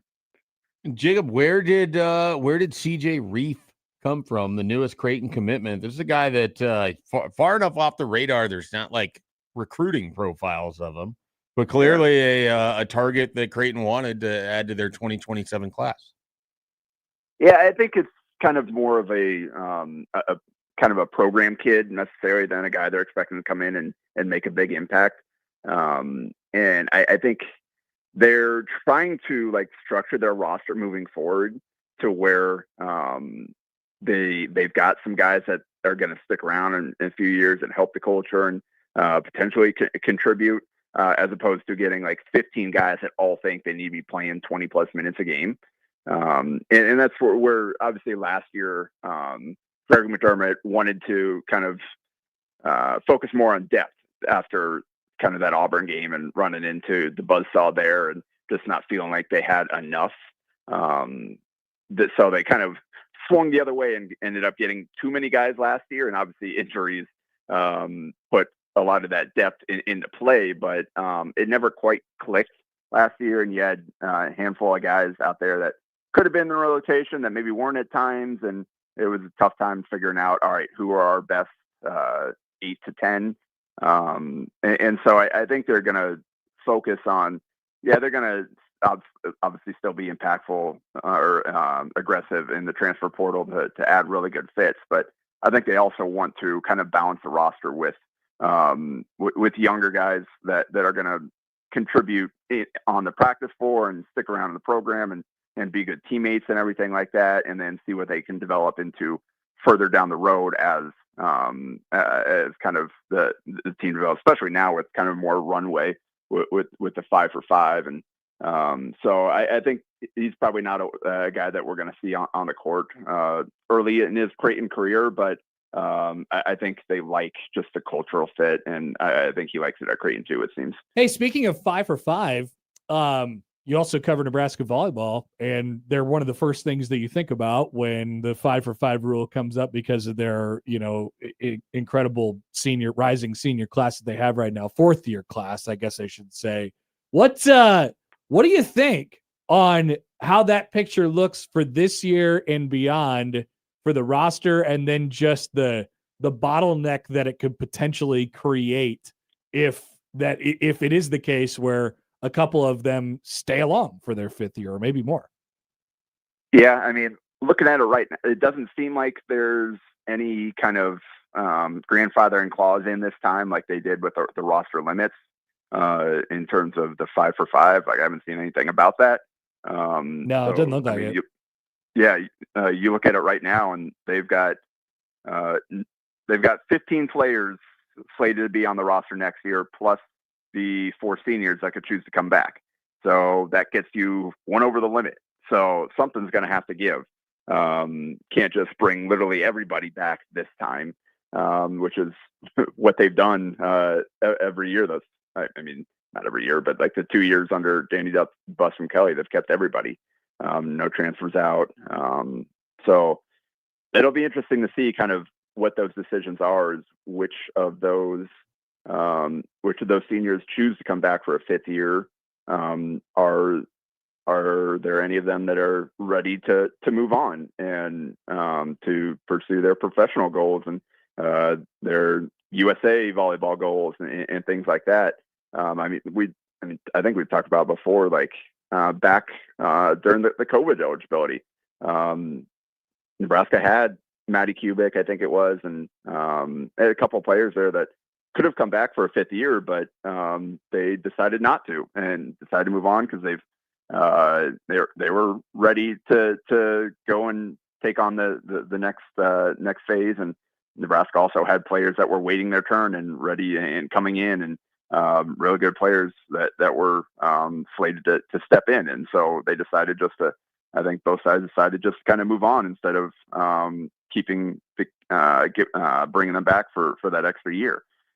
So we'll see kind of what happens with this group of 4. They understandably, I think Harper and Andy were just kind of non-committal. Like, they basically answer was we hadn't really thought about it at all back in the spring when we asked them, just kind of about the rumors of this potentially going into place. And obviously now it is fully in effect. So they're going to have to think about it at some point. But I think we got the same answers for a lot of the players making COVID senior decisions, is just focusing on this year, and then I'll figure it out at the end. So if those seniors do choose to come back, what is kind of the trickle down effect is, do you see maybe some of the really young players decide to move on? Or Right. do you see like what happens with the Campbell Flynn if Bergen Riley chooses to come back? Does she want to wait another year? So like that is obviously a decision, because like these are different rules than when everybody signed up. I think Nebraska has, Creighton on the mind today. Nebraska has been kind of operating with pretty good foresight in this area in terms of, all right, this is potentially coming down the pipeline. We have to have plans in place, but ultimately we'll have to see now what those look like once decision making time comes. Okay, Jacob. So hypothetically, Danny Busboom Kelly pulls you aside after a media availability, and she says, "Hey, I can only have one of these 4 stick around for a 5th year." Are you picking? I don't know why she's picking you. I don't know why it's only one, but this is a hypothetical. Would you take Harper Murray, seemingly the best of the bunch, or do you go Andy Jackson, or do you go Bergen Riley, or do you go Laney Choboy? What are you doing, Jacob Padilla? Who are you jettisoning off away from Nebraska Volleyball Island? Who are you keeping? Okay, looking at it, so they're not including seniors next year. The slide to have Obeche, Keanu Williams, and Kendall Marui at middle blocker. So like that's all with multiple years of eligibility left, and then beyond 2 now with the extra So year. it sounds like Andy Jackson. You're off kicking the her island. out. See ya. Well, no, because you look at the outside hitter group, and you've got Skylar Pearson, Troy Stigler, and Gabby DeVita, and Jaden Robinson, and Shea Witherspoon coming in. See as you well. later, Harper Murray. Harvey Murray gone. And then you've got Campbell Flynn and Mallory Boziger come at setter there. So you've got some pretty good depth there.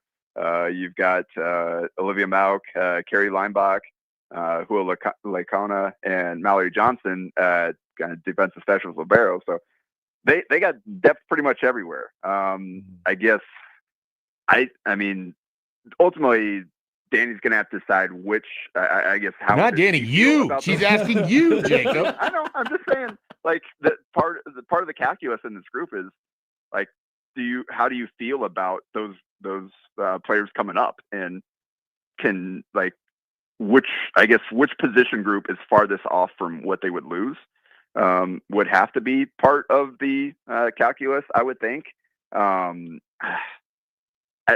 Man, make the choice. I think Andy Jackson would be the most fun just to see her jumping around for another year. True.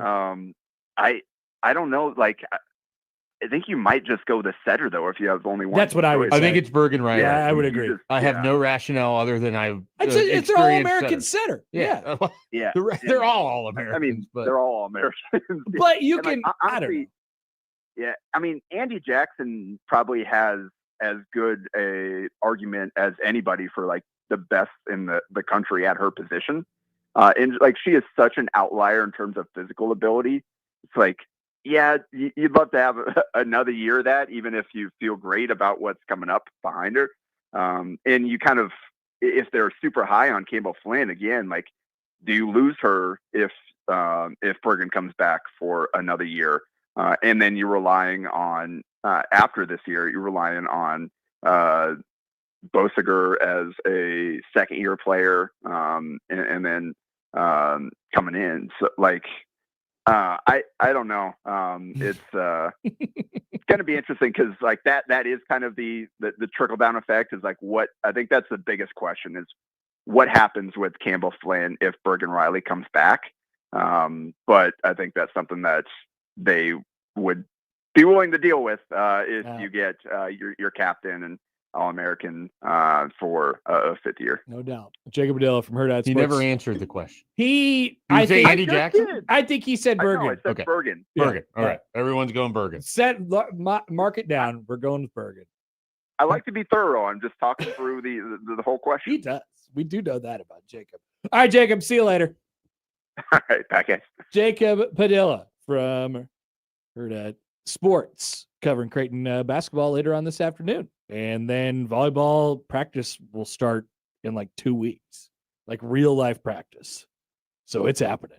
The And season is here. Danny Bestman Kelly will probably not ask Jacob what should I do, and I only get to pick one. Why she only gets to pick one and why Jacob has to answer, we do not know. Unclear. We are back to round things out after this on 1620 The Zone.